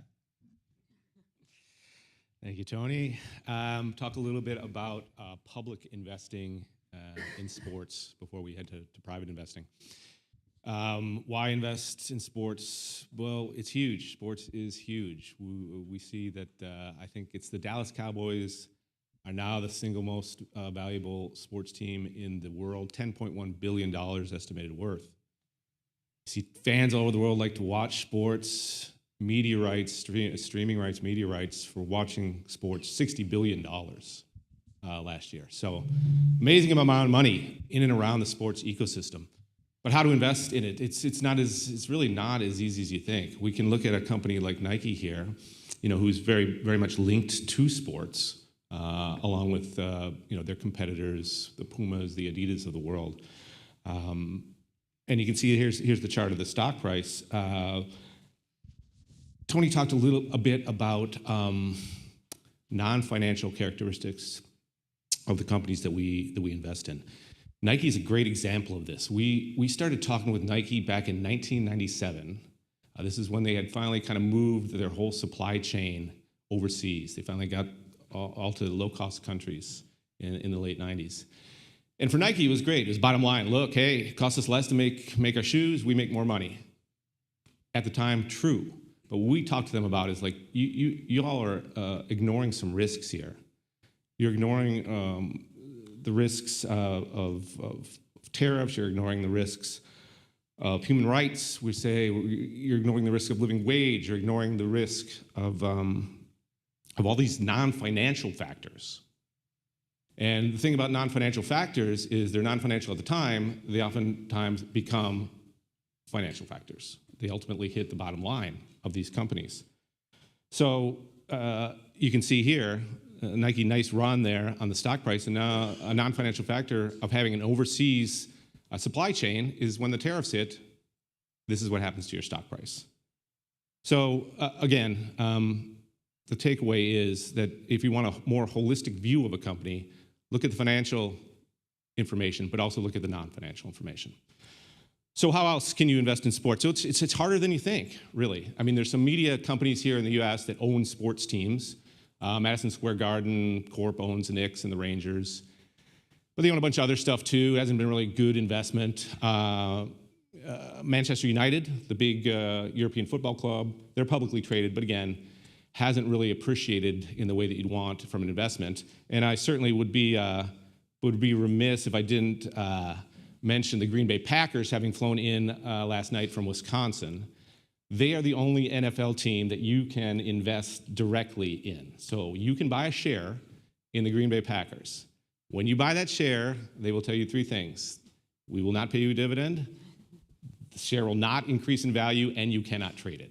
So again, not a compelling investment opportunity. Maybe more for the fans. And let's move on to, hard to invest in stocks. What else is happening in the sports business ecosystem? Well, part of a greater trend here in the US, the gamification of everything. You can bet on sports, you can bet on politics, you can bet on predictions. I mean, you can bet on how many tweets Elon Musk is going to make in April, if you really want to. So massive amount of money in betting. 55% of Americans say they indulged in gambling in 2024, up from 49% in 2023. So it's a big pot of money and growing fast. And it's kind of leaked into investing over, say, the last 10, 15 years, that we've had so much excess liquidity searching for the highest possible return in spite of whatever risk there might be. We had, meme stocks and crypto and leveraged single stock ETFs. These are, this is not really investing, so to speak. It's more of just a directional bet. What's the number? Is it going to go up? And for the last 10 years, 15 years, it's mostly gone up. But not a lot of people are doing fundamental research on Dogecoin. Let's face it; these are just bets. So this is great. When things go up, we're seeing that things can go down now. So it'll be interesting to see how that plays out if the downturn continues. But sports plays right into it. Easy to bet on sports. Everyone bets on sports. Tons of ways to bet on sports. I think I read an article that if you combine all the sports books with the black market and the under-table personal wagers, all this thing, as much money in the sports betting area as there is in the stock market. Now, I'm not sure that's true, but the fact that we're even talking about that, it makes it, gives you a sense of how big the sports betting area is. And it's just gotten bigger since 2018 because the Supreme Court at that point struck down a federal law prohibiting sports betting. So before that, you couldn't do it legally. Sports teams didn't really like it either because, hey, it doesn't inspire confidence in your teams and players, maybe if they're being influenced by bettors, these are things. But, money talks, and now here we are. And we have things like DraftKings, $17 billion company. It's an app that you can bet any amount on any sporting event that you want to across the world. Amazing. So what's the future going to look like when it comes to sports and sports betting? Up here you see, here's Robinhood. This is a $40 billion publicly traded company. So they started as a retail brokerage, had a nice interface, attracted a lot of the younger investors, very accessible. You can trade some crypto on there. Now they want to get into sports betting. So ultimately, I think the future, if you're looking at Robinhood, and I think they see it fairly clearly, they want to be a platform where you can bet on anything at any time on your phone. You can lose your money any way you want to at any time. So for better or worse, sports is huge, and it has many use cases. Gambling is one of them. But because it's so huge, there are other use cases too. And whether you like gambling or not, there's also ways that sports can affect positive societal change. And I want to toss it over to Beth to talk a little bit more about that. Thanks, Jim. So I'm going to wrap this back to the video that we kicked off the investing section on. As we've talked, our team is really looking to integrate non-financial data alongside financial data. And what that does is it allows us to find companies that we believe are going to outperform over the long term. And I think it's really important to know, at least from our perspective, that investing in public equities, and again, our perspective, our lens has been through public equity investing. Investing in public equities in and of itself does not have impact, right? We are just buying a share of a company. The companies we invest in can have impact, and we see that through improvements in products, in philanthropy, but how can we as investors have impact? And there's been a new type of investing, thematic investing, which is funds that are addressing a particular issue. But that's not what our team does. We want to be a core, diversified funds that anyone can have in their 401k that's low risk, but outperformance over the long term. So this reason was in part why Calamos decided to create this joint venture with the Antetokounmpo family, because we wanted to have impact. And so not only are we employing a proprietary research process to identify companies that we believe are going to have impact, but that this joint venture is taking up to 10% of the profits that we make, and then we are redirecting them to charities. And as we heard on the previous panel, that's a really strong way in which you can have on-the-ground impact. And so there are shared values between Calamos and the Antetokounmpo family, really dedicated to financial literacy, education, how to compound wealth over time through investing, and education. And so in this way, we're looking to have societal impact, again, not through the investment in the public equities, but through our philanthropic, through the companies we invest in. And so I just want to end that on that note, and then turn it over to kind of the other half of the conversation today, which is more private equity. So it looks like Daniel's going to come up and help with that transition. But I'm going to get one question to you, Beth, okay, sure. About that impact. What are the ways in which we measure social return or that community impact that the fund that you created with Giannis? How do we know that that impact is working?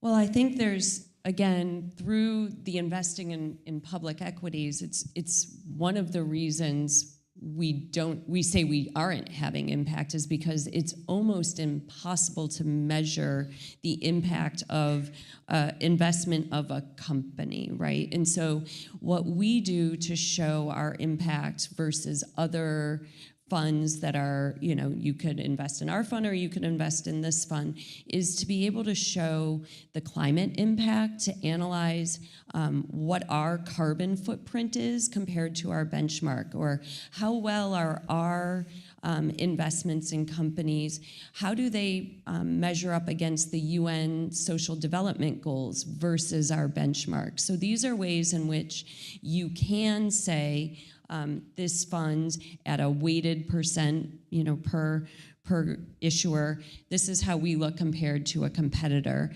In terms of quantifying charitable, and I think that would probably be better served for maybe somebody from the former panel, but you can say we dedicated X number of dollars to this charity, and this charity with that money was able to serve, somebody on the previous panel said 5,000 communities in the Miami metro area. So again, philanthropic contributions, easier to measure. When you're talking about funds, I think it's important to ask this question, if it's an impact fund, sure, you can say we reduced X number of carbon through this investment, or in private equity, it's easier to quantify. But when you're talking about public equities, if somebody's saying we're having impact and we're quantifying it, I would look with a magnifying glass. Yeah, and I just might add, a goal through the charitable philanthropy that we're pursuing through this joint venture with Giannis Antetokounmpo is about financial education and literacy. And how do you build wealth? Well, the important thing to know is you need to own appreciable assets. And with the ETF that we launched, we wanted to make this available to all.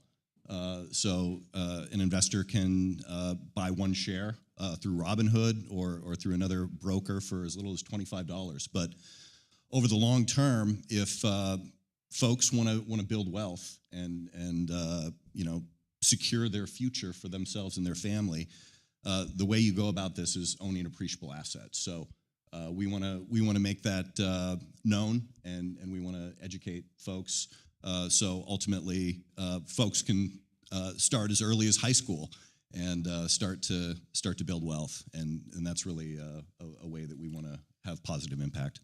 Isn't that an example of why partnerships between funds like this and community organizations that are on the ground, working, doing the work, come together and figure out what these metrics are for financial literacy outcomes and success so that we can quantify it? And I'm wondering if that's an area, and Sylvester, we have some thoughts about this, is underdeveloped. And maybe this is where what we're talking about today can have some traction. All right, repeat that question again. Repeat the question again. Oh, ways of measuring social impact and social return. So we know how to measure financial return. I got 10%. But how do you measure whether you're having an impact in your community? What are the ways in which we can quantify that? I mean, I think you just look at it from is the community moving forward? I look at myself and it's like, for me, I'm essentially I'm from St. Louis, Missouri. It's one of the worst places to live, and it's like I measure my impact based off of, because I'm big on the youth. That's my whole purpose of kind of why I do what I do. And so when I go back home and I see some of the younger generation kids and they look at me and they say, well, hey, I want to be like you, or hey, I want to do some of the things you do. Not even just in sports, but just in the things I do in real estate, owning different properties in my old neighborhood and seeing younger kids talk about wanting to own those properties. When I go to these schools and I talk about real estate and investing, just seeing these kids talk about wanting to start their investment journeys and how easy it is to, get into real estate. A lot of times, growing up in the communities that I grew up in, it seems so far out of reach, to become wealthy, to gain assets.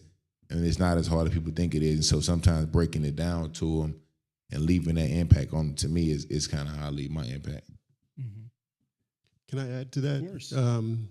So going back to context and history again, Secretary General who passed away, Kofi Annan. You remember Kofi? Mm-hmm. Okay. So why did he drive this whole ESG concept, right? The principles for responsible investment. Where did it start? Where is it now?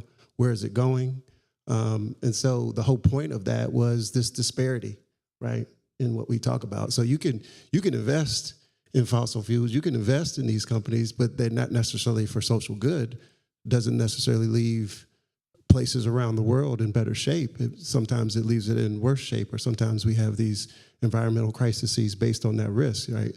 So it's a combination. It's the power of the and that I think I'm hearing is like, I want to invest, I want to make a return, but I also want to do good. So if you look at that matrix and go back to why we started it, it is for the social impact. And when you start to measure it, we understand the divide, not just in this country, but around the world. We understand conditions that are, horrendous in certain countries, right? Working conditions, et cetera.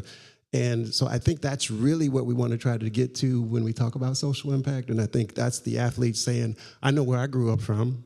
I know what diversity I had to do. And it's not just about color, right? It's about, I would say, social status, where we come from. Like you can go to hills in West Virginia, you can see the rural areas that are suppressed and working in the coal mines. And so we all understand that. So I think when we really want to reflect on this, and really why I'm in the space, leveraging sports, music, and culture for good, is because we can divert those dollars, not just put them in our individual pocket, but reinvest back into the communities. And how I would say it would look would be, first you would have some infrastructure there. You have schools that are well-maintained and technologies in those schools that allow you to compete, especially with the advent of AI. You would understand what the opportunity is to get a higher education versus where you are now. So literacy, not just financial literacy, literacy period. And we see those numbers. So I think this is where we want to dive into those metrics when we think about social from the ESG lens, and really get into a regional, very specific area versus thinking global all the time, because nothing happens globally. It's all local at the end of the day, right? So I think this is the vision, as you say, Sly, and as you heard, Emmanuel talk about it, and others, is like, look around. We've got an issue with mental health in this country. We got issues with, food and food quality and food deserts in this country. We've got issues a lot of areas, and that's where we talk about the human aspect of what we're talking about, where Kofi put this in front of us from a global impact project, compact project, global sustainable development goals framework, was to deal with these issues globally. Salvatore, you're nodding your head. Yeah, so I'll tell you how the family offices do it. And we made a private direct investment into a company called AI Scout, now called AI.io. And the best part about this is that it's an app using AI way before the AI hype really became what it is today. And it's an investment we made behind a very prominent investor who also created FanDuel and other invested behind them. And the impact of that is that app has been able to democratize sports recruitment for children who are from impoverished areas of the world. And we were able to, or the company was able to, identify a prospective professional soccer player in a small town in India where there's only one iPhone per 50 people in the village. And that young kid now plays for Chelsea. So the impact that our families like, it's real immediate. They see socioeconomic movement. They see things where it's much more democratized today, especially now that we're in a financially based economy. So that's the case study we have. It's one of our most successful businesses. Again, it's private, but again, there's a lot more impact there. And another case study too that sort of runs corollary to it is that we made an investment into a company called Avive Solutions. And this is at the time when young athletes were collapsing on the field, and it became the norm rather than the exception. And they received FDA approval, so that democratizes sort of like, I would say, sports health. But the other one that I was talking about, AI.io, is really the crown jewel because it's been able to unlock an approvable way where people can actually see there's been movement here with everybody who's using this app. And they really appreciate that because that's something that they can talk to their friends about. I wanted to return really quickly to this idea of what we've been seeing in terms of private equity. Those folks, they measure, right? In terms of unlocking value, they measure progress, they benchmark very tightly. What is it about what we're seeing in terms of the ownership stakes, in the Dolphins, in the purchase of the Boston Celtics? How do you interpret this shift in terms of their focus and going after sports? Is it part of the changes we talked about this morning? How do you see this, Salvatore? This is a topic near and dear to me. I did write about this in chapter 5 of my book. I have 3 copies left if anybody wants one, Investing Legacy. And sports ownership has always been what we call a statement asset. Behind your back, your friends say, I know Daniel, he's part owner of the Marlins, right? That's really what it's become. And right now you have, especially in the family office world, where there's a lot of wealthy families that have held on to this, there's a wealth transfer. So naturally, these privately held LP interests are going to be switching hands, but people are also seeing, too, with the democratization of gambling, broadcast rights, you're starting to see a lot of people look at this as much more of a it's still very illiquid asset class. But even the emerging leagues, women NBA, and teams like that are starting to pick up a lot of steam because they throw off tremendous amounts of revenue. Do they care about the social impact side of it that we've been focused on? These are businesses. These sports businesses are like happy businesses. They're owned by families. They're not like anything you would picture like a corporate governance, at like a Walmart or anything else. And it's pretty well documented who these owners are. And they're all looking for that sort of impact too. And that is really, I think, what a lot of the fans are demanding today is that they want to see some sort of an impact. Nike's been supporting athletes for years, but is it really trickling down to other areas in the fan zone that might not have the same wealth as the people paying the tickets? And that's really what they're making a huge bet on today. Yeah, Can I interject a comment? I love that. Is, you know, one of the owners that I really respect is Arthur Blank, and I know you own MBS, and you know he opened up limited partnership opportunities to minorities to own part, you know, of that, and also, you know, what he's given back to the community, Martin Luther King Center, and those kind of things. So I do think it's a spectrum, but owners actually speak with their dollars by making those investments back into the community. You can still get, I think it's maybe a $3 hot dog and a $2 beer as you go to watch the Atlanta Falcons. So I think there are some, even though they're privately owned, you know, by these folks that actually have that heart and head because they still make money, but they also care about the community. Yeah, and they don't have to deal with any bureaucracies like, you know, corporate America does. They're very, very direct and to the point. If it comes from the owner or the patriarch or the matriarch, it's going to get done. But you did mention the wealth transfer that's coming, and I think across all asset classes, it's really important to identify, you know, there's going to be $84 trillion passed down in the next 20 years to Gen X, millennials, and Gen Z.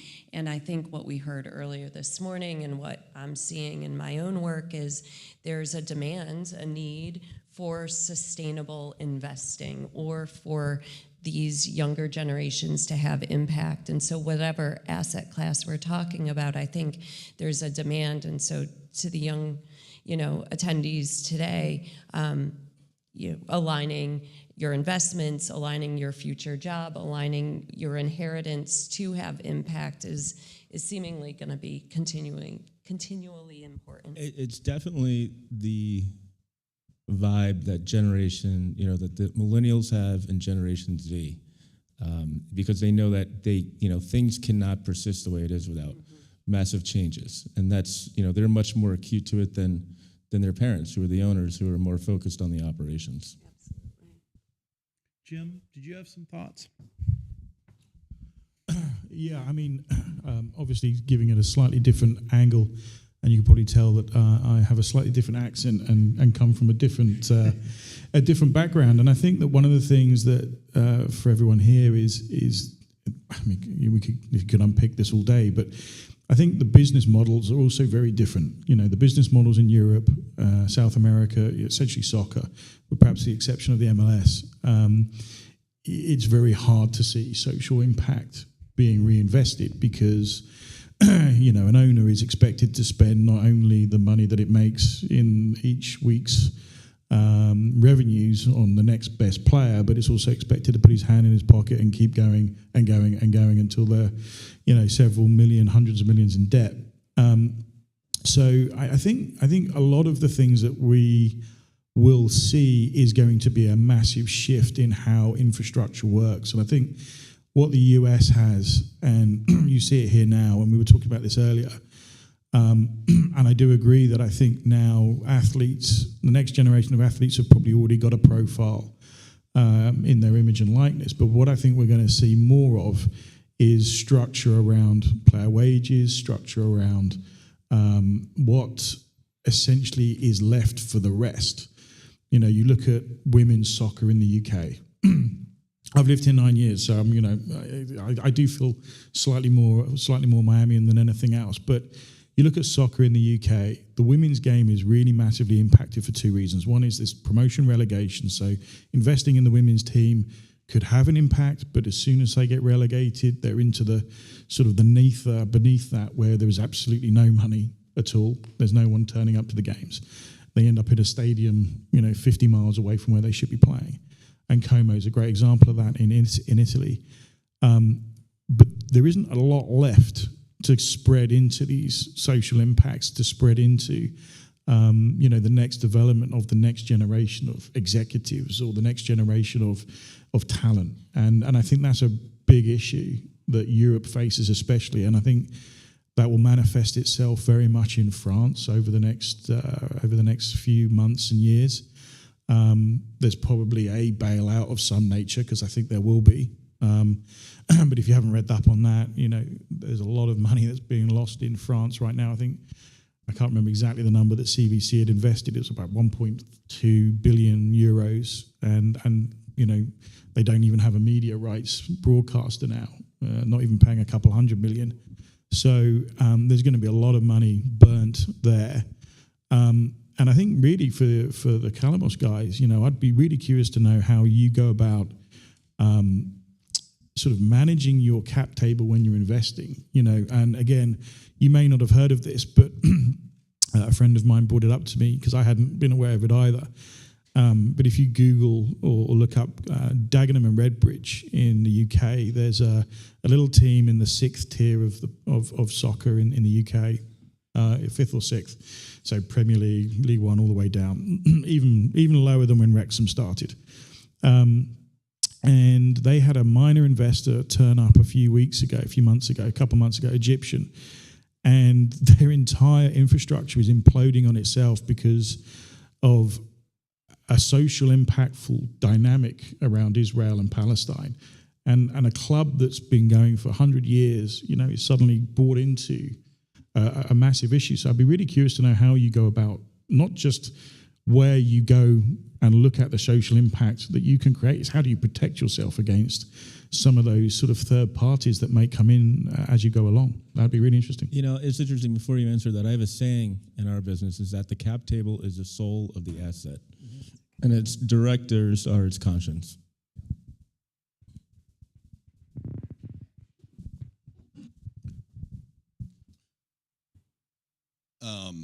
So can you say the question again, Jim? No, I mean, look, it was more just a case of, do you see, because obviously your investment thesis is obviously around, how to create the social impact. How do you protect against that as an investor, whether you're a minor investor, a major investor? How, to the point we were saying, how do you help protect against that? Because I think that's an important. Yeah, I mean, I think addition to just investing in strong, solid companies with good financial metrics, we also look at non-financial factors and, make sure that companies are managing their non-financial risk and opportunities in a way that's going to mitigate future problems. Yeah, because we're looking for companies not just to do the right thing to do the right thing. You're doing the right thing because it makes you a better company. If you treat your employees better, it makes you a better company. If you understand your interaction with the environment, it makes you a better company. If you are integrated in the communities in which you do business, it makes you a better company. And I think that's what people sometimes don't get, is these are protections in essence. These are risk mitigation devices. And that's what we look for. And that's what, if you're only looking at the financial and not the non-financial, you will never see that. And so you will have less chance that you will be exposed to companies, like you say, that have those social issues. Yeah. And another part of that is the need for active engagement, right? So you're not just investing in an index and being passive about your investments. When you invest in active managers that are investing according to their criteria and investment philosophy, we go out and we engage the companies to ensure that, they're addressing these non-financial risks or, potential social impact to mitigate it. I have a question for Beth because it's really interesting. My time at Yum Brands as a chief sustainability officer, I was always working with the CFO, and these non-financials kept coming up like this is the value. You talked about a proprietary process on how you evaluate companies across the non-financials. Why do you call it proprietary, and is that a competitive advantage in your eyes? Sure. And we'll take this offline, but my first job was a campaign against Yum Brands. I probably remember that. Yeah, I probably remember that. So we might have worked together in the past. But when we launched our first mutual fund in 1998, there was no MSCI ESG. There were no ratings. Corporate social responsibility reports were few and far between. And we were a small boutique firm that really needed a competitive edge to outperform firms that had more resources, that had more assets. And we, as an investment team, truly did believe that we could identify our investment edge by integrating this non-financial data. So we took what we knew to be true at the time, which was we have diminishing environmental resources. We have growing populations. So if we can identify companies that are operating more efficiently, they're going to have stronger bottom lines. They're going to reduce costs. If we can find companies that are producing goods and services that advance human well-being and or assist in the transition to a lower carbon economy, and this was 20 plus years ago, we will find companies that have a competitive edge. So this was what we did. This is how the data we scraped, engaged with companies, came with our own scoring criteria. And over the past 2 decades, we've refined and enhanced it, but we have been able to keep these criteria core to our approach, and I think it's a real differentiator in the field as more and more new entrants rely on third-party data. Thank you.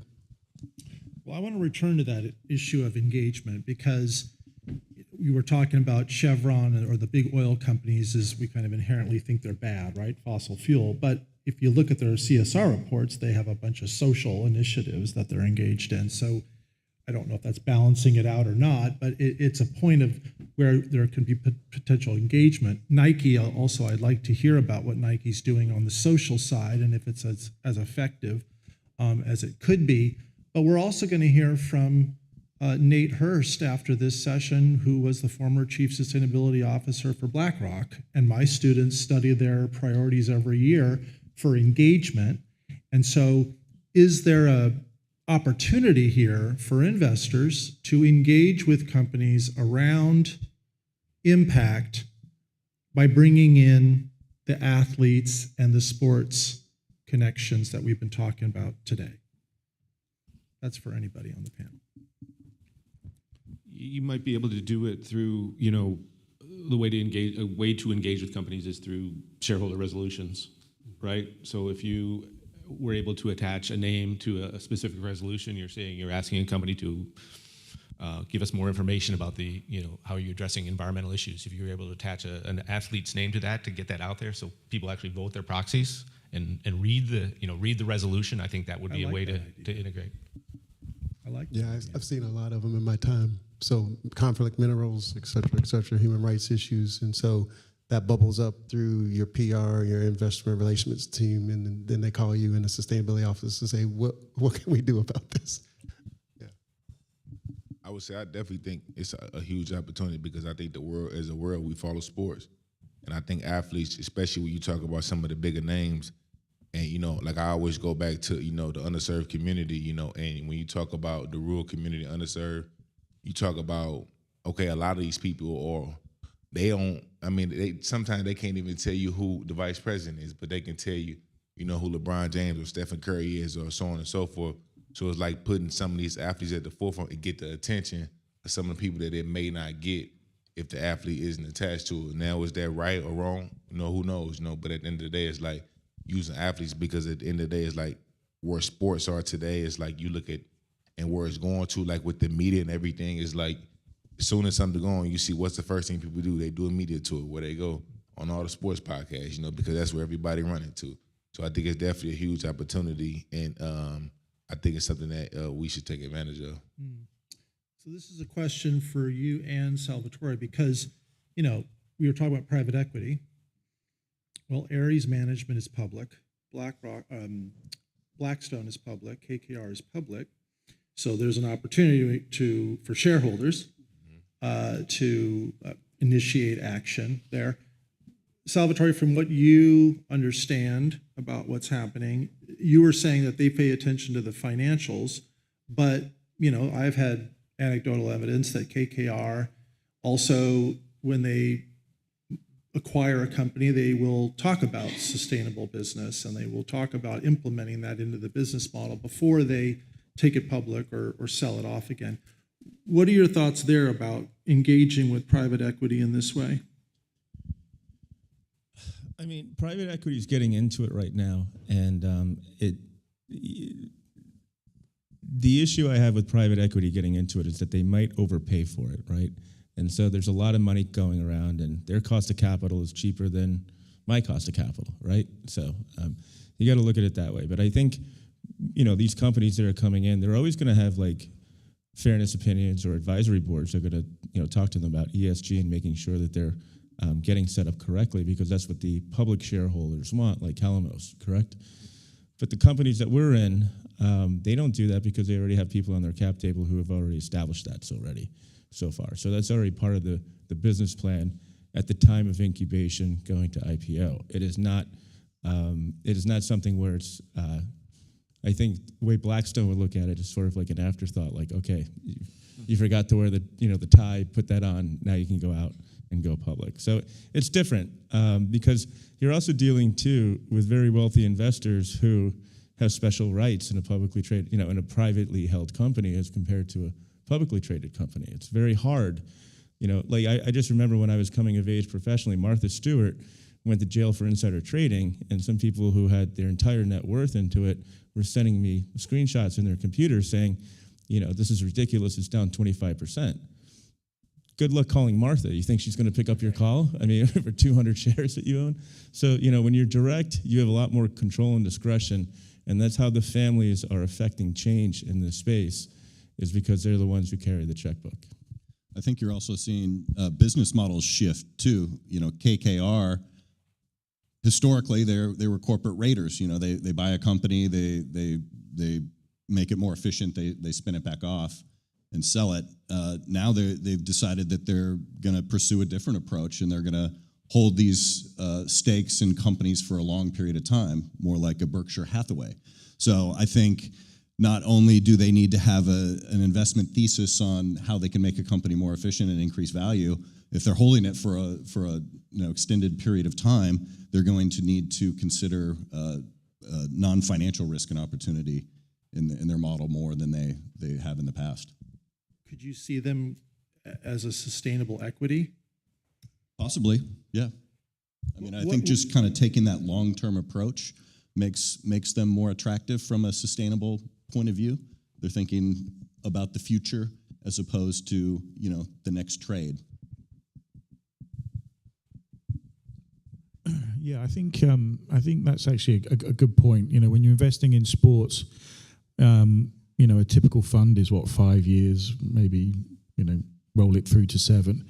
Very rarely can you pick up a sports franchise or a league and do a short-term turnaround in that space. It's quite rare. Unless of course you've it's fallen into your hands because you're the biggest creditor to it, which is what Elliott did, I think, with AC Milan before selling it to Redbird. But I think you really do have to look at it as a long-term play. It has to be a long-term play. And I think coming back to the point, I think the biggest asset that sports has is the fan base. And at no point do you ever really see that on the balance sheet. Never really do you see that anywhere other than a ticket sale, maybe some media revenue that somebody else is commercializing. I think the next generation of value will come from how we as audience, because we all engage with sport in some way or shape or form. As a fan, it can be quite tribal. It's very rare to be able to create a massive social impact, say in London, by buying Chelsea, because you're talking about a very small, few square miles of land in a big city. Whereas here in Miami, you can probably buy into Miami Dolphins and you've got yourself 100, 150 miles worth round, which in any direction you go. Well, obviously the Everglades, you'll be in the water, but the point being is it's a bigger space. So I think you've got to really take a long-term approach. You have to be very pragmatic. You have to try and use all the advantages of, whether it's AI or data to find the right talent, to support that talent. Certainly, physically now, we're seeing a lot of changes to what is essentially an asset. An athlete is an asset, diminishing asset, regardless. No disrespect, because it is. You have in your case, an 8-year cycle plus college. For some kids and Lionel Messi's been playing 16 professionally, and he's got a couple more years. It's a 20-25 year run. But it's still, his asset value is diminishing. Do we give those players part of the cap table equity whilst they're part of the team? Is definitely something that will, start to look at sort of sustainable, impactful models. because Lionel Messi, whilst being a big thing for Miami, was actually a disaster for Barcelona. Effectively bankrupt them by keeping him on salary. So, you have to look at all of those things when you're looking at those pieces of the puzzle, and we are changing. We aren't as loyal to brands as perhaps we once were. We do obviously love, athletes and personalities, but they can flip in an instant, and it's a very, very difficult thing to have. One little skeleton in the closet can change everything overnight. So it is a very, very tough space. It's not, making ball bearings in Texas, right? You know what you're making. You have to be really on top of it, and I do think you have to be entirely focused on what your end game is. And I think that's one of the things that is fascinating about this space. And also, at the end of the day, the IP will survive all the way through. When the dust settles, if it ever got to that point, I bet you someone's picking up a stick and a ball and trying to throw it at each other, and we'll start all over again. Yeah, I think you have to also understand, like, for PE, professional sports ownership is probably the worst investment for PE to get into, because you're locked up. It's a highly illiquid asset class. You have no rights. There are offtake funds that are now going to be, I think, providing liquidity on this stuff. But it's a natural progression of the financialization of everything that America exports well, right? Financialization. We're very, very good at that. But I think in PE getting into it right now, it just means to me, coming from Wall Street never met a fee it didn't love. And if you can put a 10-year duration with maybe extensions, like a lot of these funds, you said 5 and 7, I've seen them go 10 now, like with the options to renew. But those guys are still getting fees sitting on assets. So the way we would play it and the way we are looking at playing it is to be private direct, owning like an LP slug of the team itself, where we have structured rights. Yeah, just quickly get back to something that Sylvester said in the earlier panel.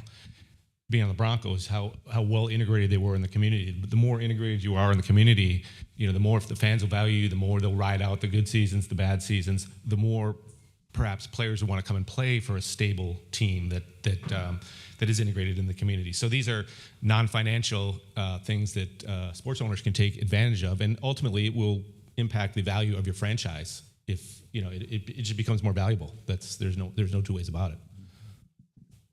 I wanted to go back really quickly. Theoretically, then, we were talking about Robinhood. Could the Robinhood platform be an opportunity for fans to support a shareholder resolution? Yes. Yes. It's coming to that point. Does anybody in the audience have a question for our panel before we start wrapping up? Yes, sir.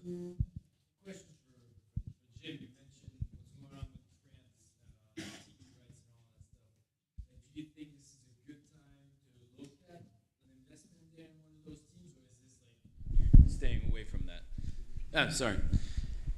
So question for Jim. He mentioned what's going on with TV rights in the French league. I was just curious if he thought it was a good time to look at an investment there, or is it more like stay away and see what happens first? Yeah, I mean, look, I don't think French football's just suddenly going to wrap up and disappear off the face of the earth, but I would definitely keep my powder dry at the moment. There's a lot of water yet to go under that bridge. I would be looking at it as part of a wider strategy, not just as a singular strategy. But I would definitely be holding back right now and keeping powder dry on that one. I mean, it is not. I mean, I think they were looking to achieve $1 billion a year from the rights, and they're struggling to even keep a $200 million deal on the table. So it is a lot of value going out of that right now, and something that we haven't really touched on at all is kind of the audiovisual piracy issue that obviously is the main driver in that. I think something like 50-60% of the audience is currently not paying for the TV rights, and I think that's something that we all have to very much keep in mind as we look at investing in sport now, is how we as consumers are changing our habits. I'm slightly older, so I do still subscribe, but I'm sure there's a lot of folks that don't and will find alternative ways, password sharing, what have you. So there's a lot of different areas now that we have to look at. Look, the fan for me is the number one asset of any sports franchise, of any athlete's audience ultimately, and I think that's really where time and energy should be focused on. How do we really get to understand what we are consuming now and how we're consuming it as we go through the process, whether it's we are investing on Robinhood, whether we're buying a beer at a bar whilst watching a game, whether we're, certainly my instance, ball, how else are we engaging? Are we watching all of the Premier League? Are we watching one team? Are we watching 10 teams? How are we going to do that? So I think there's a lot of things there that are changing, but certainly, back to your point, I would certainly keep my powder dry, but look, smart investors buy good brands at a low price, and there will be a lot of that opportunity, I think, for sure. Thank you.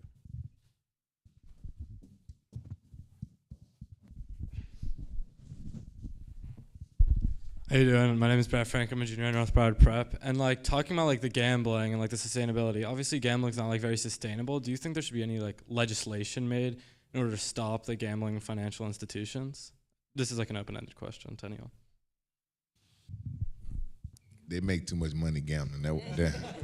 You talking about that won't happen. I don't see it happen. No, I think that the horse kind of left the barn when the Supreme Court took the law away in 2018, and yeah, you see how much money just immediately went in there, and yeah, you're not getting it back. Do you think that the excess gambling that's being put on sports and politics, do you think that's going to lead to more corruption within the industry? Probably. It's probably one of the reasons we don't invest in the gambling industry. You've got a lot of governance issues around bribery and corruption, which are non-financial risks that ultimately will be a financial risk, right? So yeah, absolutely. Thank you. Sure. Okay, well, I think, one more.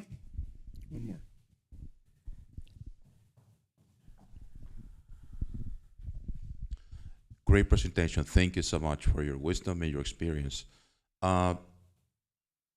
How would you tackle certain countries that don't follow the path of eliminating or reducing the carbon emission situation, specifically like China and India? I'd say from the public equity, we can't address a country.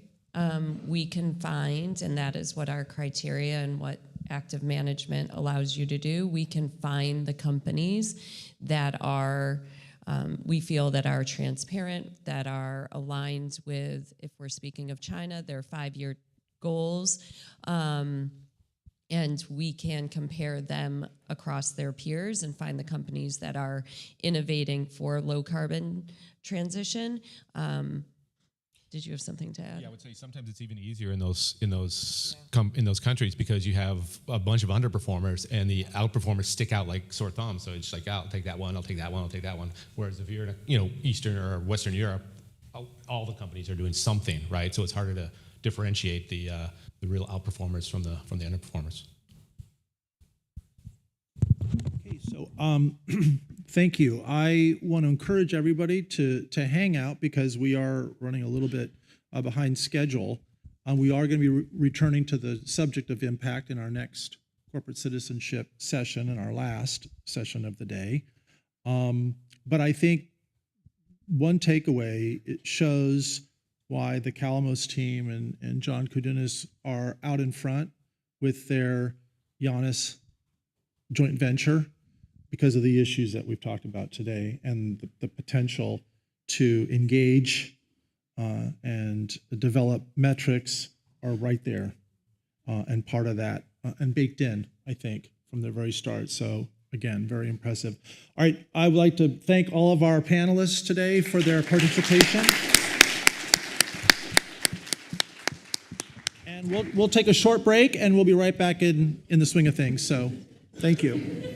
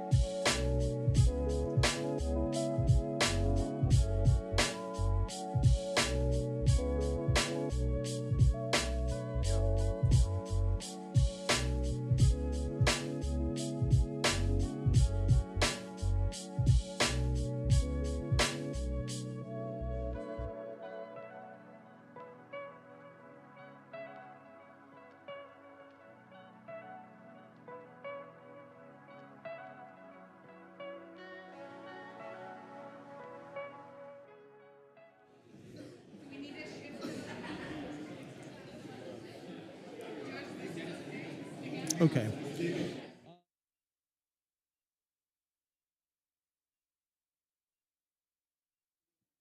Okay, if everybody can take their seats, we'll try to start our last session of the day.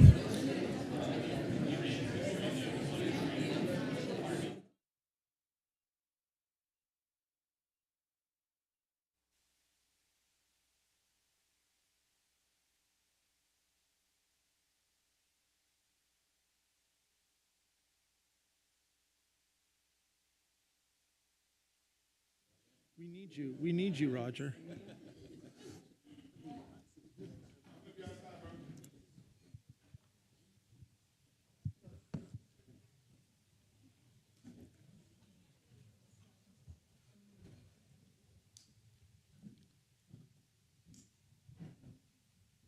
So this is our final session of the day.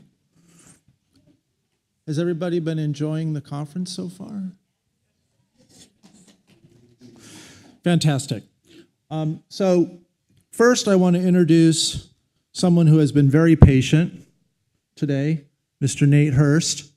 Nate is the Chief Sustainability Officer for Visa, and you'll be hearing more from him about their partnership with the NFL.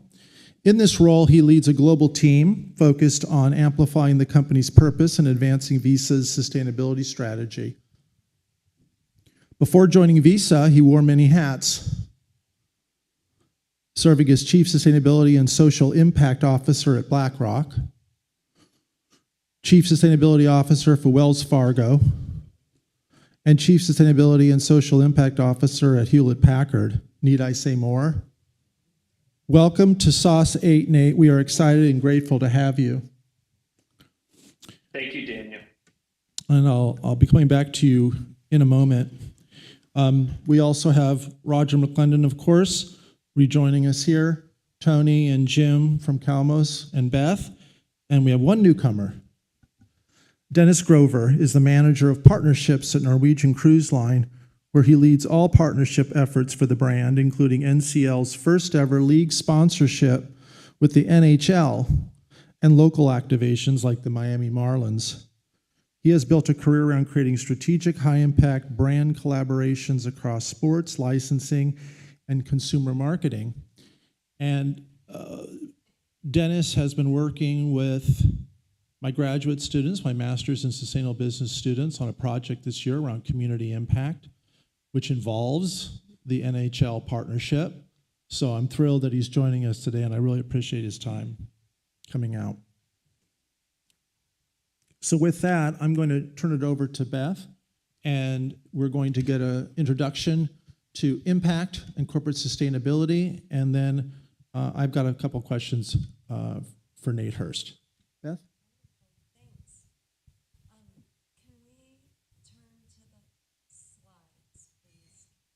There they are. Okay, amazing. Thank you. So for this portion of the symposium, I was asked to give some thought on the intersection of athletics and corporate sustainability. So you heard from me on the last session, I work in public equities. So that is the lens that I was looking through when kind of thinking about what I was going to present today. And so for me, when I was giving this thought, I came up with 4 different intersections that we're going to go through briefly. The first being sustainable sporting venues, infrastructure, operations. The next, as Jim touched on in the last session, supply chain and sustainability. Third, product innovation. And fourth, partnership, which will then lead into our other panelists' discussion. So to start us off on sustainable sporting venues, I'm going to transport you to Portland, Oregon, which is where Tony Tercich and I both reside. If you know Portland, it is the headquarters of Nike. It's also the U.S. headquarters for Adidas. And we're known for our sustainability and progressive public policies. So it's not surprising that the Moda Center, which is the stadium for the Portland Trail Blazers is the first ever sporting stadium to reach platinum LEED certification. For those that are not familiar with LEED certification, that's the highest green building standard facility can achieve, and this was achieved back in 2019. So as part of what does this mean? And in addition to being built using sustainable building materials, the Moda Center has also chosen to address 5 topics through how to make the stadium more sustainably. So waste, water, energy, food, and transport. So we'll start with waste and food, which go hand in hand. You go to a stadium, you go to a basketball game or a concert, you consume food, drink, etc. So there is a lot of food waste. And so one way in which the Moda Center is looking to reduce waste is through a partnership with a really well-known landscape company in Portland, Oregon. And they divert the food waste, compost it, and then bring it back to the facility for landscaping purposes.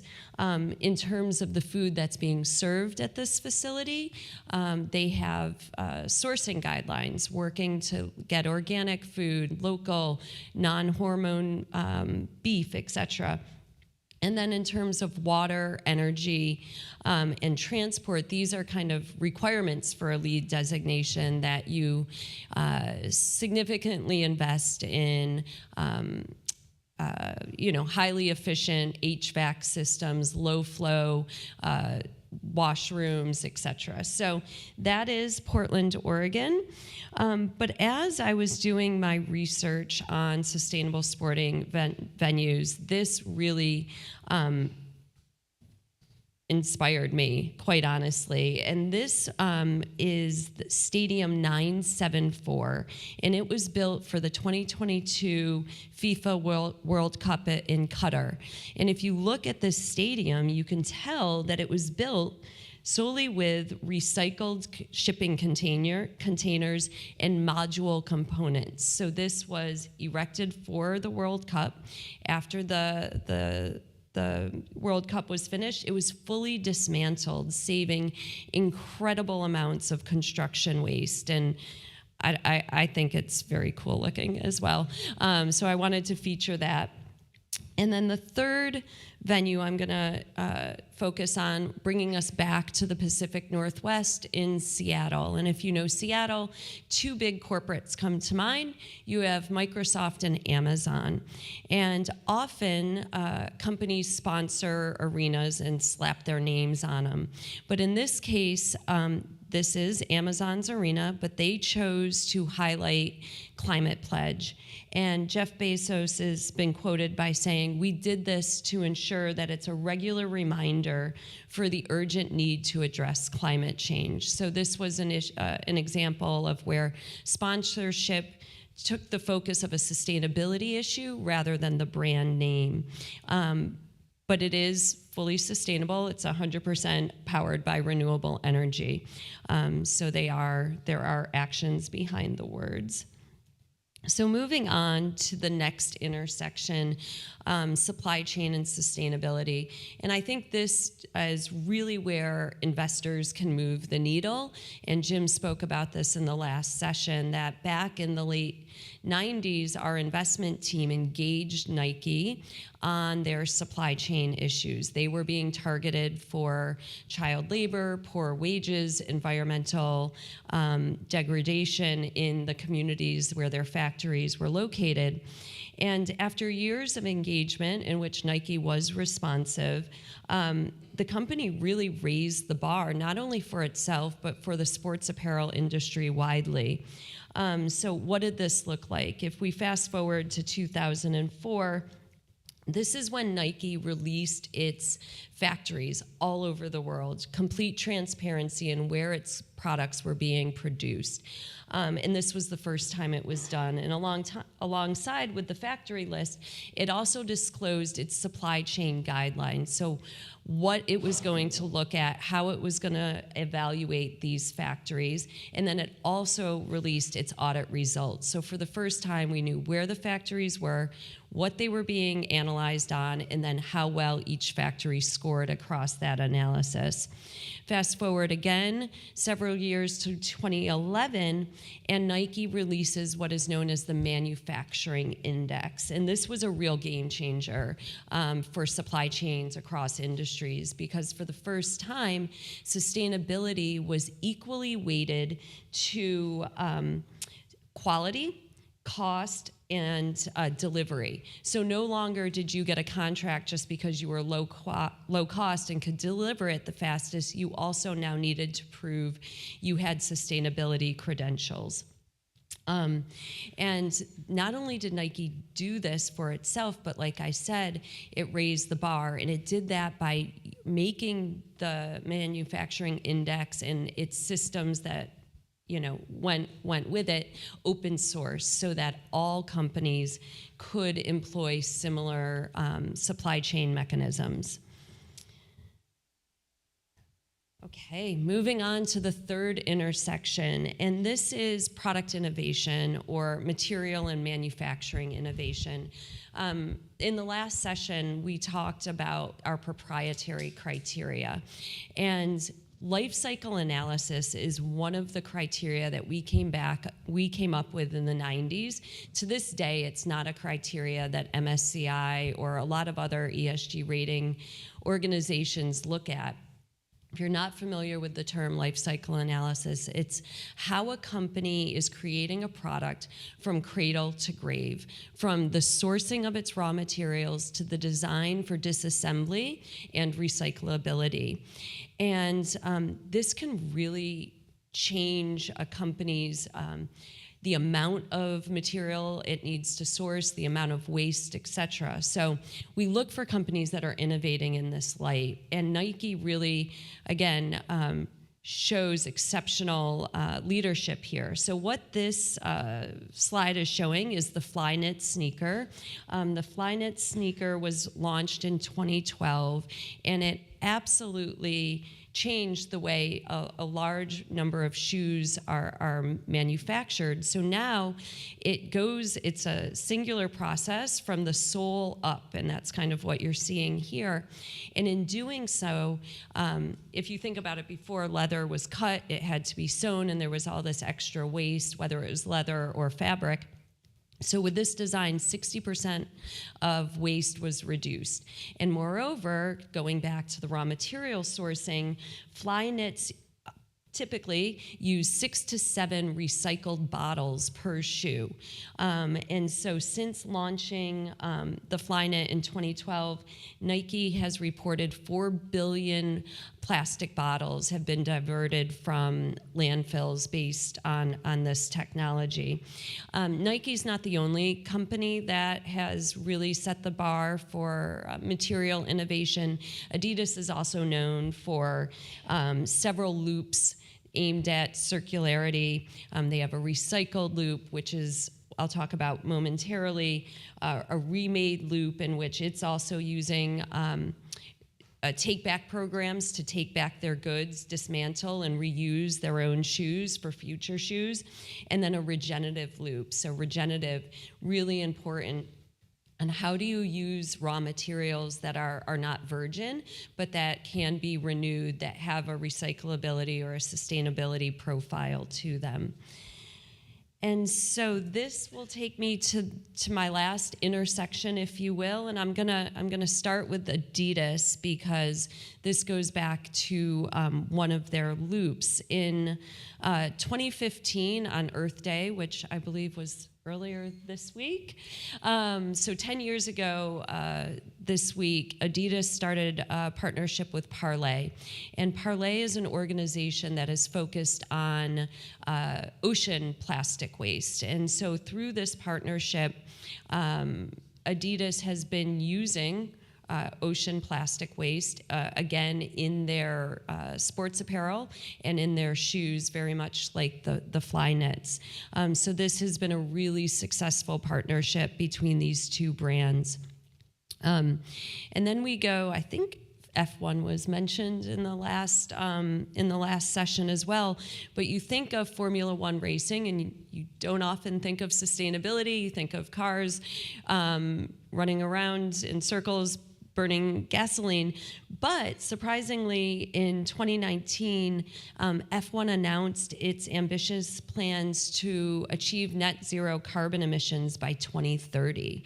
And to help it achieve this goal, DHL has partnered with Formula One starting in 2024 to increase the use of biofuels, to innovate new fuels that could be high performance fuels that'll be used by F1, and also to help in the transport of the vehicles from track to track.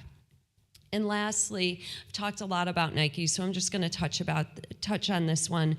But in Nike's move to zero, and this is a partnership with a number of really well-known organizations, including the UN Climate Change, Transform to Net Zero, USAID in the past, hopefully they continue to partner, Ocean Conservancy. And so through these partnerships, Nike is really looking to move to zero waste and zero emissions.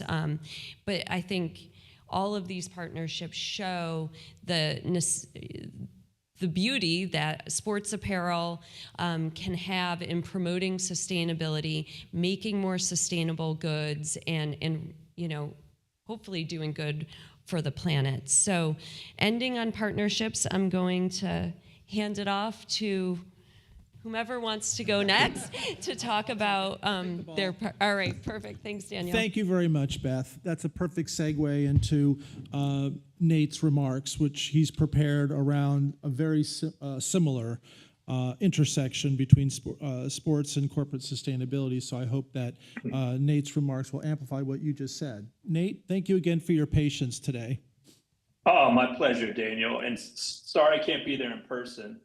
Beth, I thought your remarks were spot on, and it was great that you had several examples of partners and clients of Visa, both Amazon, Microsoft, and Nike. And then we also took the climate pledge when that came to fruition. We're one of the first partners when they brought that in. So great examples. So I'm getting a bit of an echo, Dan. I don't know if there's anything you can do about that. So I would just start by saying that corporate sustainability, in my mind, is a driver of economic growth and can really help accelerate progress of a company's business strategy. If a company leans into corporate sustainability, not only can it drive business growth, it can really help uplift the purpose of the company and drive additional brand value. This can do things on the employee side as well, like attracting and helping a company retain its talent. And so when I take on a new role, which I'm relatively new at Visa, I'm about 5-6 months on the job now, I like to start out in these roles with the vision of being an engine of sustainable and responsible commerce. So how can a company go about doing this? How can you drive a more sustainable future, for the communities in which we live and work in? One of the best ways to do this is to reduce the environmental footprint, not just of your own operations, but as the previous speaker mentioned, throughout the value chain. And this starts by building resilient and adaptive operations for the company, and then extending not only just your operations, but your vendors, your supply chain emissions as well. You have to take actions such as setting carbon reduction goals, utilizing 100% renewable energy, efforts to reduce waste, conserve water usage, and most importantly, invest in nature. After you've done that work with yourself and your suppliers, then you want to look at your products and services that you're giving to your clients, that you deliver for your clients, your partners every day. And how can you grow these parts of the business with the purpose and intent to really uplift everyone everywhere? you need to work with partners across the ecosystem, your company's ecosystem, to really scale these sustainability solutions. Because without that partnership and that scale, you're not going to really be able to build resilient communities. You're not going to be able to mitigate the risk of climate and the financial risk that come along with that. And so what we look at in our partnerships and our sponsorships is how can our company and our goals around sustainability match and uplift and accelerate theirs, and vice versa. So, you know, a lot of times a CSO can bring some expertise to a partner depending on where they're in their sustainability journey. And I'm happy to say, and you saw some examples already today, that the partnerships with major sports organizations has really extended into corporate sustainability. You've seen these major organizations really lean into sustainability in recent years. This wasn't always the case. As Dan mentioned, I've been in the corporate sustainability space for over 20 years now. And I would say, you know, sports and the sports business was a little late to the game. I'm a sports enthusiast, and I've been attending events since, you know, I was a child, and I always thought about the amount of waste, the amount of energy use. You know, how could I live my values and still have this passion for sport? So I'm excited to say that, you know, we're finally changing that. I think the examples earlier were some of the best that are out there. Maybe I'll mention one, Dan, while I have the mic. You know, Visa is a partner of the International Olympic Committee, and so we've been a global partner of the Olympic Games for quite some time. The next Summer Games is going to be in the U.S. In LA in 2028. You know, this is an area that has had extreme damage, you know, from big weather events. Most of you are familiar with the fires most recently. So I've already been on the ground there with the host committee in 2028, and excited to tell you that they're really leaning into environmental sustainability with the goal in mind of leaving LA better off after the games than, you know, when you think about all the people and all the events that are going to come there. And so the IOC has already set its own net zero targets, which align very well with Visa's. And we've been in conversations. I was at headquarters just this past month about how we can help accelerate some focus areas that we both have. Things like sustainable travel, as mentioned, the circular economy and reducing waste, and of course, climate and having some of the same renewable energy goals. How can we go to market? Think about on a grand scale, using our influence to really change the way that we leave communities after these games, and how can we partner and educate these communities, you know, in the ramp up in the aftermath of the games. So maybe Dan, I'll pause there just so you can bring in other panelists and discussion. Yes, thank you very much, Nate. In fact, I have two quick questions for you before Sure. I throw to Dennis Grover from Norwegian. How do you define, meaning Visa, how does Visa define impact? And does that look the same or different across industries? So we define impact in terms of, I would say there's kind of three waves. There's our own operations. The next wave would be our operations and our supply chain. So looking both at environmental and societal social impacts, as well as having a trusted brand and a brand that lives with integrity and values and ethics every day. We then extend that impact to our clients and customers. So most of our clients and customers, you know, we have a lot of financial institutions, so like banks that are our customers, as well as, you know, big sovereign organizations. I just came from the World Bank spring meetings that are here in DC, as an example. And then we have merchant customers as well. So that can be even a retailer like a Nike mentioned earlier. and they've all signed up, for their own sustainability journey. So how can we use our services, use our technology, use our data insights to help them further and drive on their impact? And then finally, I would say the next ring of impact is how are we showing up in the communities which we live and work, and partnering with our clients and or organizations like I mentioned, the IOC, as you mentioned, the NFL is a partner of ours, as is FIFA. How are we showing up in communities and driving progress against the Sustainable Development Goals with our partners? So those are the kind of the three extensions of impact and how we think about it. Very good. My second question involves that partnership you just mentioned with the NFL. Is there an impact component to it? And how does that partnership align with your sustainability program that I understand you're inheriting? But yeah, there is an impact component to it. We specifically partner with the NFL around the Super Bowl. So, that's a moment in time, and obviously moves to different locations. To give you an example of the impact that we focused on in New Orleans, it was around financial education, which is a priority for Visa, something that we have expertise in, something that we create and innovate new products in the space.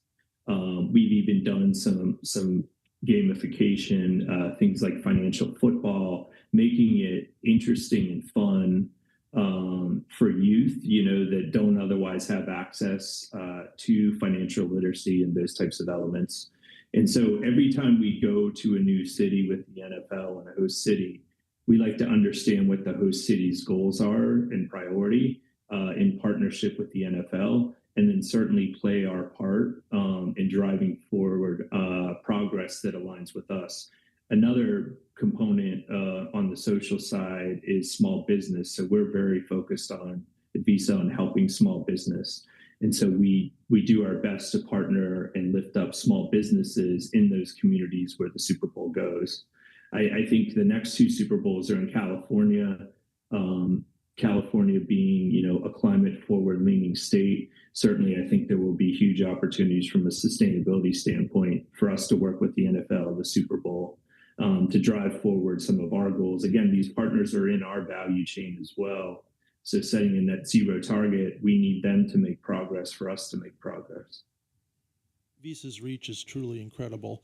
Tony might actually have some questions about financial literacy for you. But anyway, before we get to that, Dennis, would you like to share with everybody your partnership with the NHL and some of the components that have gone into that? Yeah, happy to. So as Daniel mentioned, we are in the first year of Norwegian Cruise Line's first ever league sponsorship with the NHL. Which we're really thrilled about. Obviously, it gives us a marketing platform to hopefully attract new cruisers. And ultimately, we did this NHL deal because we felt like it was an audience that had a high affinity for travel, interest in cruising, and an interest in Norwegian Cruise Line versus some of our competitors. So from a marketing standpoint, it gives us the opportunity to again hopefully attract new guests and gives us various rights and programs to from media assets to if you're watching an NHL game now during the Stanley Cup, you'll see our brand a lot on ice and on the digitally enhanced dashboard. So ultimately, it gives us the opportunity to place our brand, and we want to get in front of our consumers in their everyday lives. But more so, in something that we're very proud of, and when we look at partnerships, we want to partner with people that share similar pillars as we do. And from a community impact side, support of the military is very important for us, and the NHL shares in that pillar. So we were able to, kind of into our deal, we were able to build a community impact program around military support. So for the Stanley Cup playoffs, for every goal scored, we, along with the NHL, will be donating $100 to an organization called Honor and Remember, which we were connected to by our partners at Coca-Cola. Honor and Remember aims to honor those who have lost their lives and given the ultimate sacrifice and remember them individually by name. One of the ways that they're doing this is through establishing a flag that hopefully will be recognized as a national sign of remembrance for those who have, again, given the ultimate sacrifice. So, I say all this to say, we try to engage in partnerships that we can support our community and support pillars that we believe in and that we know our partners believe in. In this case, with the NHL, military is that pillar. Again, as Daniel mentioned, I've been working with my student consultants there in the crowd, and we continue to find new ways and hope to find new ways that we can utilize our partnership with the NHL as well as other sports sponsorships in our portfolio to drive impact for our communities. I had one quick follow-up question about what we heard before in the previous session and the fan base as being of real value when investors are looking at clubs. Do you see a similar situation with the military? Can you repeat that or clarify it? Is the loyalty, right, that you see with fans, do you get a sense that exists as well with the military community that you engage with? Absolutely. And kind of piggybacking off of something that was discussed earlier, it's a fine line that we walk sitting within a marketing organization because we want, but we also know our support of the military is authentic and genuine. We're an organization that is led by an Army veteran.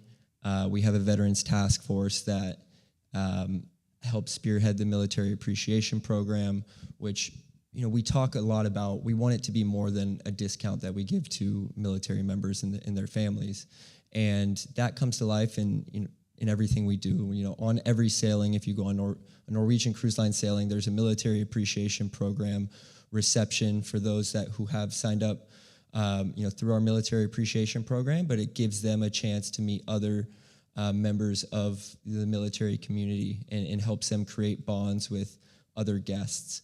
So to answer your question, yes, there is a loyalty. The fine line is not. We don't trade on tragedy. We do not want to invest in the military community just because it offers a good, business opportunity, but rather because it comes from our genuine and authentic support of the military community. So I want to return to this topic of engagement because that seems to have risen to the surface, and I have some thoughts about that before I let Roger speak on that as well. But Nate, one quick question for you is, what are your investors engaging you around? Financial literacy, for example, do they engage you on that, or are there other environmental or social areas that you're being engaged on? Yeah, certainly progress against our net zero goal in the climate space. They hold us accountable for transparently disclosing where we are against any of those public goals that we've set. In the social space, we set a goal around small business and impacting small business, and have met that goal. So there's a lot of conversation from investors about how we've gone about doing that. They certainly hold us accountable, across all our environmental, social metrics. Are quite active. We make an effort to meet with any of our investors who have inquiries. So I spend quite a bit of time talking with investors. I would tell you that the interest in the topic has not subsided, even in the last 6 months to a year. I just wanted to say I can concur. It was before Nate joined Visa, but I think it was only 6-8 months ago, Valia and myself had a call with Visa as we were looking. It was not a consistent metric in their access to finance and how many underserved communities, and it was something we wanted to continue to track in our own database. And Visa was quick to get on the phone and give us the answers needed. So just want to say thank you for that. It is really important, I think, for companies to have the willingness. No company's perfect, no partnership's going to be perfect, but the willingness to engage, to share your stories, share the metrics, share the obstacles and why you did not reach a goal, really builds trust between the investor and your company. And I'm sure the same could be said between companies and partnerships. Thank you for that. I'll comment. Can everybody hear me? So I love the way that we're looking at value matching, not just necessarily a transaction, but a true partnership where you're going deep about your customers and your values and playing that out and how you drive business and who you partner with. So I love the fact too, from your side, that you're thinking long term too about the impacts that you're going to have when you think about how does that engage into the community impact. So some of the questions I would have, and love again that the partnerships are with some of the sports teams. So we have this, what I call more than a tagline. We call it playing for the next generation.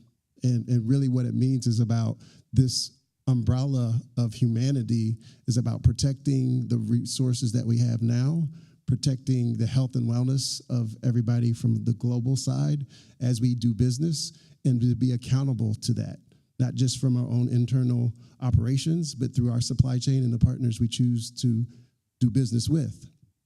And it's beyond these borders. We used to say, when China sneezes, we catch a cold.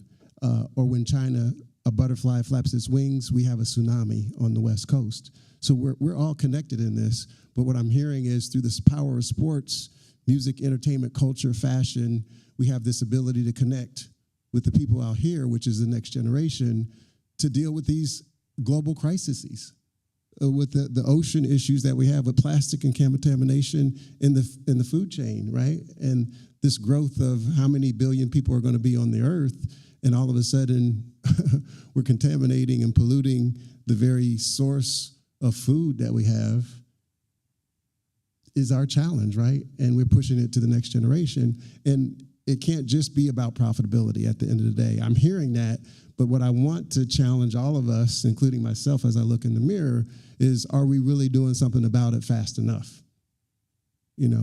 And the theory of change for me in the space that I'm in, with the largest sports and sustainability organization in the world, started over 15 years ago with partners that have been mentioned in this room. Moda Center as a founding partner being one in Portland, and kudos to Portland for being ahead, but others as well, including not just the people that are driving the sports industry and the whole ecosystem, from ESPN, the broadcasters, and it's the whole ecosystem, but the solutions providers that we're talking about here, the people that are engaged and benefit from the whole business of sports. But the challenge comes back to this generation, and are we moving fast enough? Are we true to this authentic nature of, not just balancing our own footprint, but our supply chain? And love the fact that we're here talking about it, but I think we can move faster. I think we can do better. And so that's why I'm here. So I'll stop there because I'm passionate about the space. I love what is happening here, talking about those sponsorships, because we'll have our global summit here in Miami in June 10th to 12th. We'll be talking about how sponsorships drive impact. Jim, Tony, do you have any thoughts about what we've been talking about this session? No, I think just getting back to engagement. There's just so many different forms of engagement, and you don't want to pigeonhole that. We engage for data, we engage for change, we engage, for profit, all sorts of things. So sometimes engagement is like, oh, you're like engine number one, you're going to ExxonMobil, you tell them to change their business model. That's one type of engagement, but people tend to only look at that as engagement. There's plenty of other ways to engage with companies and make a difference. I think the focus on the long term is something that really resonates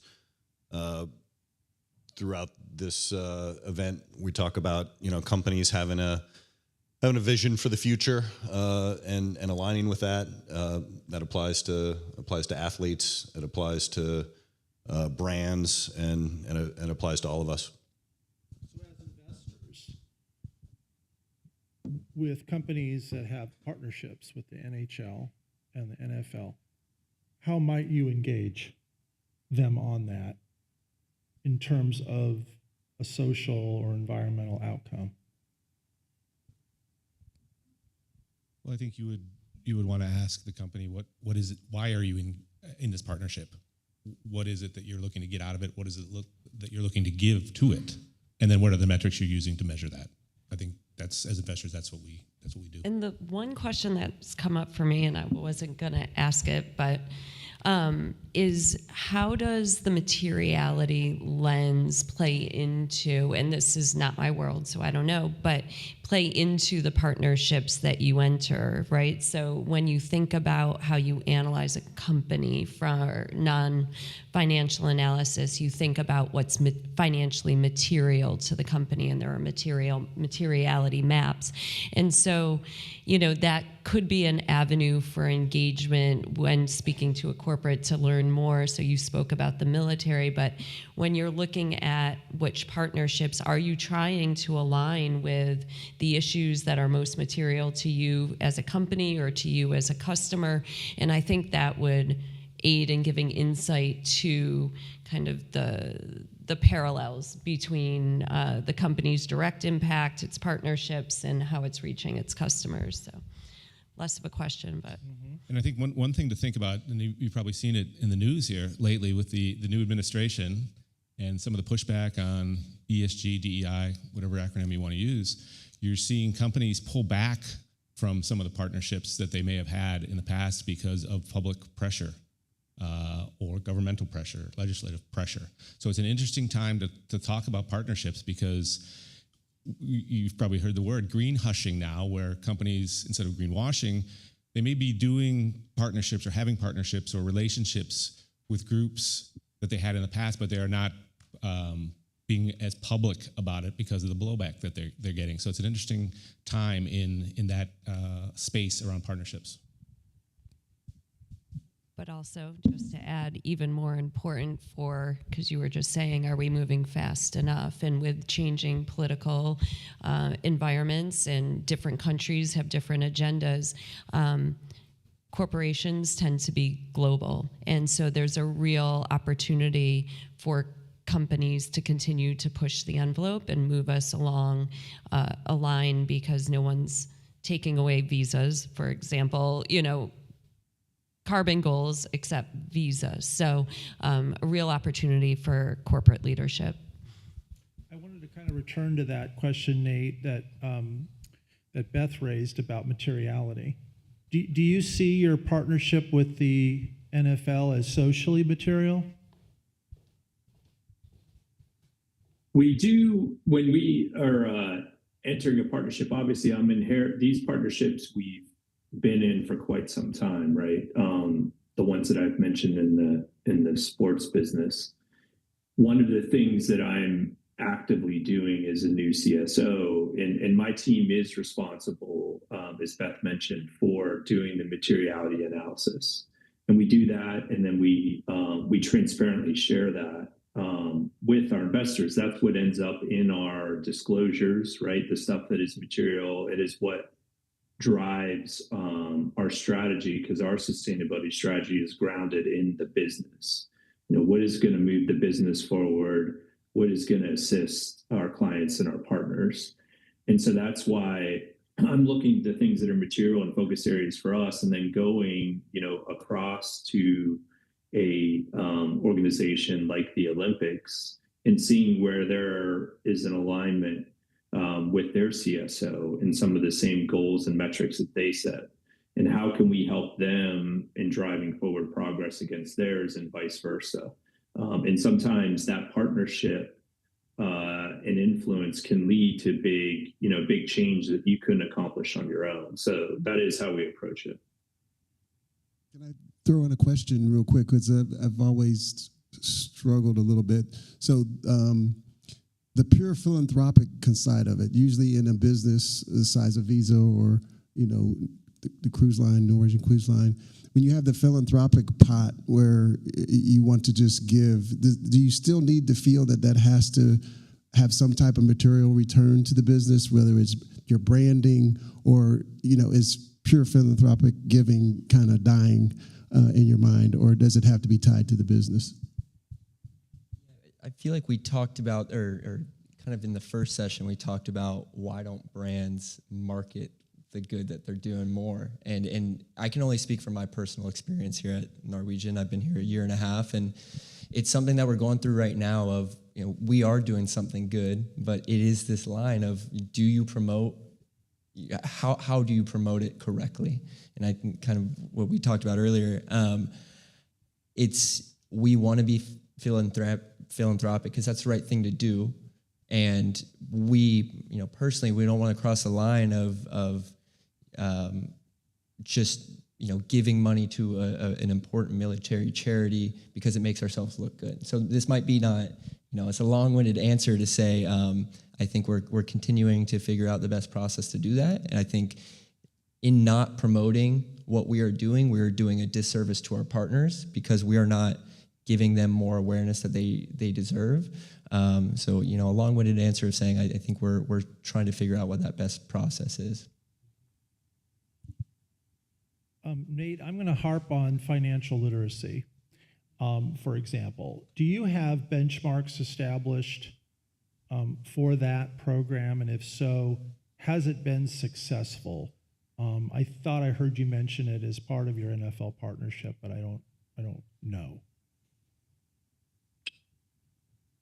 We, as part of the NFL, this year it was in New Orleans, so we partnered with a local nonprofit.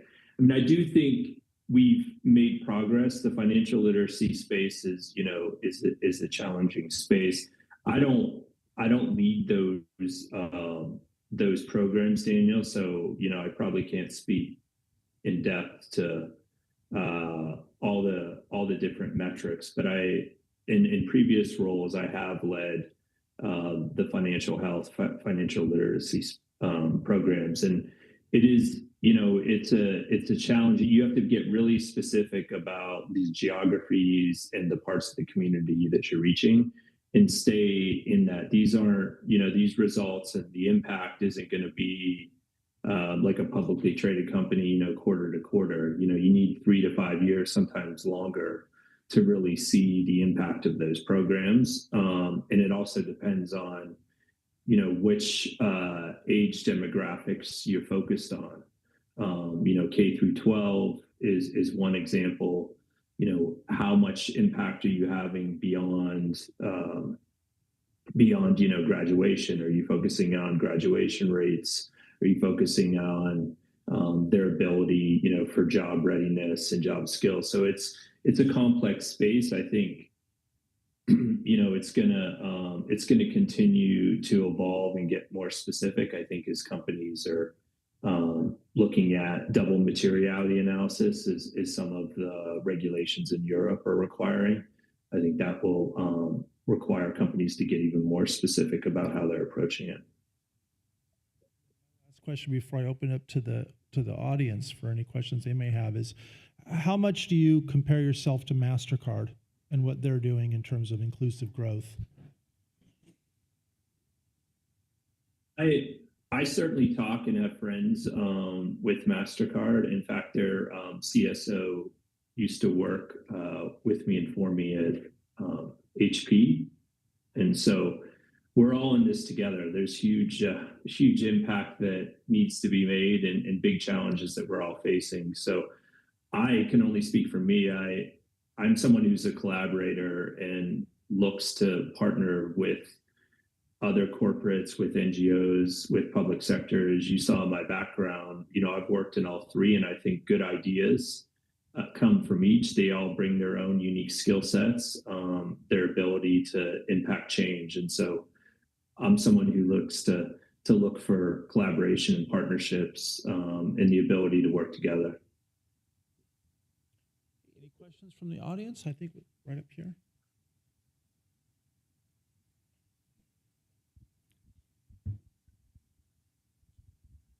Hi, I'm an educator at heart, and this session's on citizenship, and I think about all the students who are in the room right now, and I'm wondering if you have, since we're saying that there are a lot of issues that need to be solved, And unfortunately, our young people are the ones who've been tasked with solving them.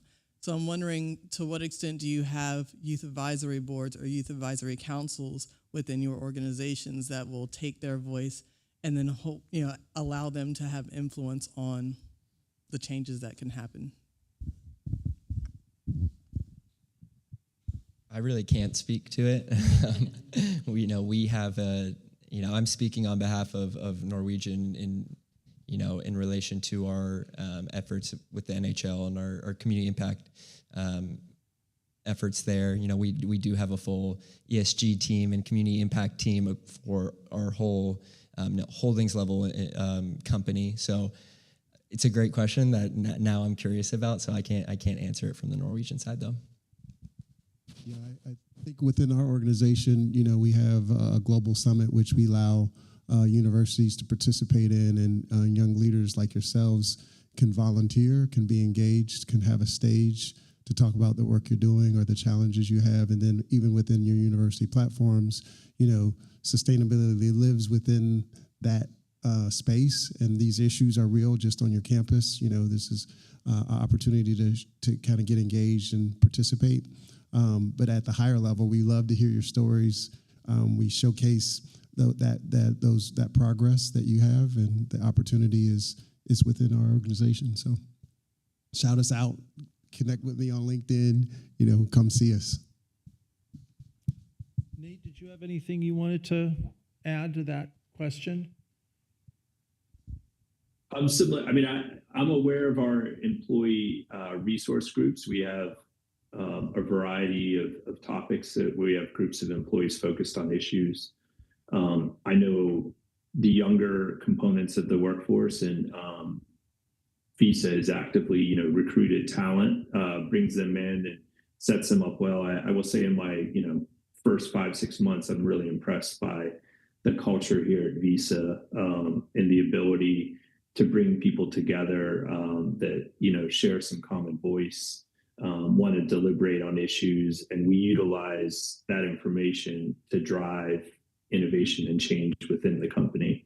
I'm not aware of what happens, in forums as you discussed, Dan, outside the walls, but those are some of the early things that I've witnessed since I've been here. And then I just add this on. Okay. Calamos Cares has a program in which we go into high schools and help teach investing. And I think one thing that's come up a lot today is financial literacy. And I was at a conference just last week, and we were talking about the need for financial literacy, the understanding of investment, it really needs to start younger and younger. And it's a missing component in today's education. So Calamos tries to go in and share what we have, but these programs, it's not addressing sustainability, but, financial literacy and wealth creation is something hopefully more organizations take up. I will add that there is a youth component to one of the proposals I believe my students are working on when it comes to our project with Norwegian. So Dennis, I look forward to your comments about that. And, they're awaiting my feedback. They've been amazing, and I've been out of office, so I'm sorry, guys. Yeah. Feedback coming soon. Hello. When it pertains to climate change and the carbon emissions crisis, how do you guys feel about investing into nuclear energy infrastructure like small modular reactors as a solution? I have a great paper on our website that Vale and I co-authored, and this is a really, really important topic and something we spent quite a long time preparing. It's one of the longer white papers I've produced, and I think you've hit the nail on the head. Small modular reactors is the future of nuclear. We talked a little bit about not investing in sectors that we feel are in secular nuclear decline. decline. I'm sorry, I've been up here for too long.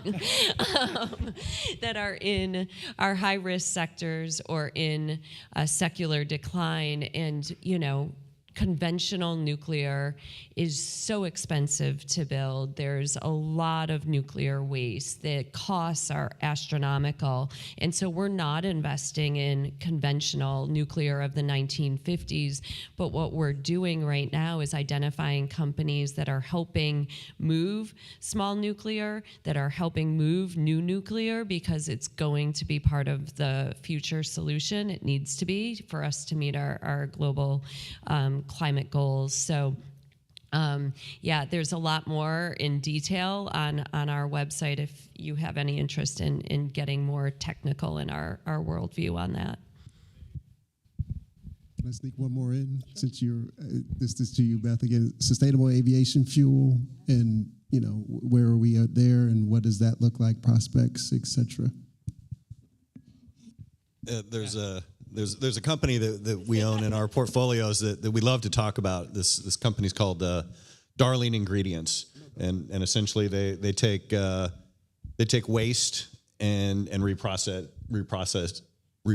it into value-added products. And what they've done is they've partnered with a global refiner, Valero, in the Gulf Coast, to supply feedstock, which mainly consists of used cooking oil, and turn that into renewable diesel that can be integrated into existing pipelines. So it doesn't have to have its own special infrastructure to do that.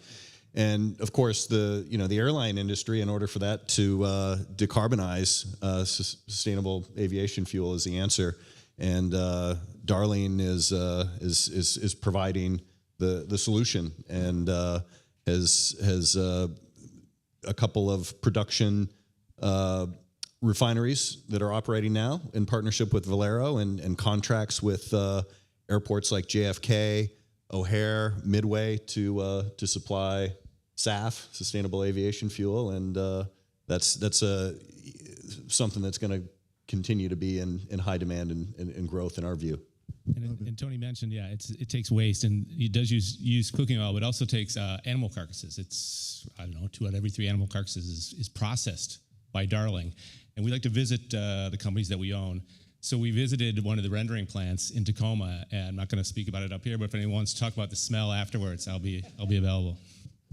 I've been there. I know what you're talking about. So in the final minutes, Nate, I wanted to let you go, but I wanted to give you a chance to make some final comments about that intersection that we were focused on today between sports and sustainability.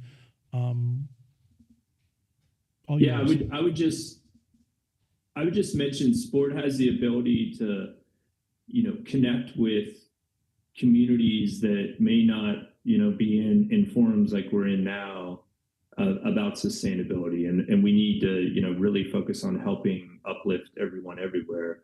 And so I'm excited and encouraged, as I said earlier, about the sports business really, grappling and figuring this out, and working with its partners on ways to innovate and move the world forward. So I would just say, I hope our sports partners in the room and the investors in that space will continue to hold the sports business and industry accountable. Certainly from our seat, we'll continue to be in active dialogues and trying to drive, progress there forward, because I do think it reaches, all levels of our communities, and that's an important part of what we're trying to all achieve here. Well, I'll be happy to share the recording of this conference with you, because I think we had lots of great ideas throughout the morning sessions around this very topic, and got into some really interesting details that I myself will be following up on. So I wanted to go ahead and conclude our conference today. I appreciate all of you coming to this year's event. I want to thank our sponsors, Calamos and Universal Insurance Holdings, of course, the speakers that made it happen and brought true value here. I hope it's been educational and inspiring, especially seeing all of these students that arrived this morning. It was really gratifying to see. And of course, my own students here at the University of Miami Business School. So with that, I wanted to thank our panelists on our last session today, Nate and Jim and Dennis and Beth and Tony and Roger.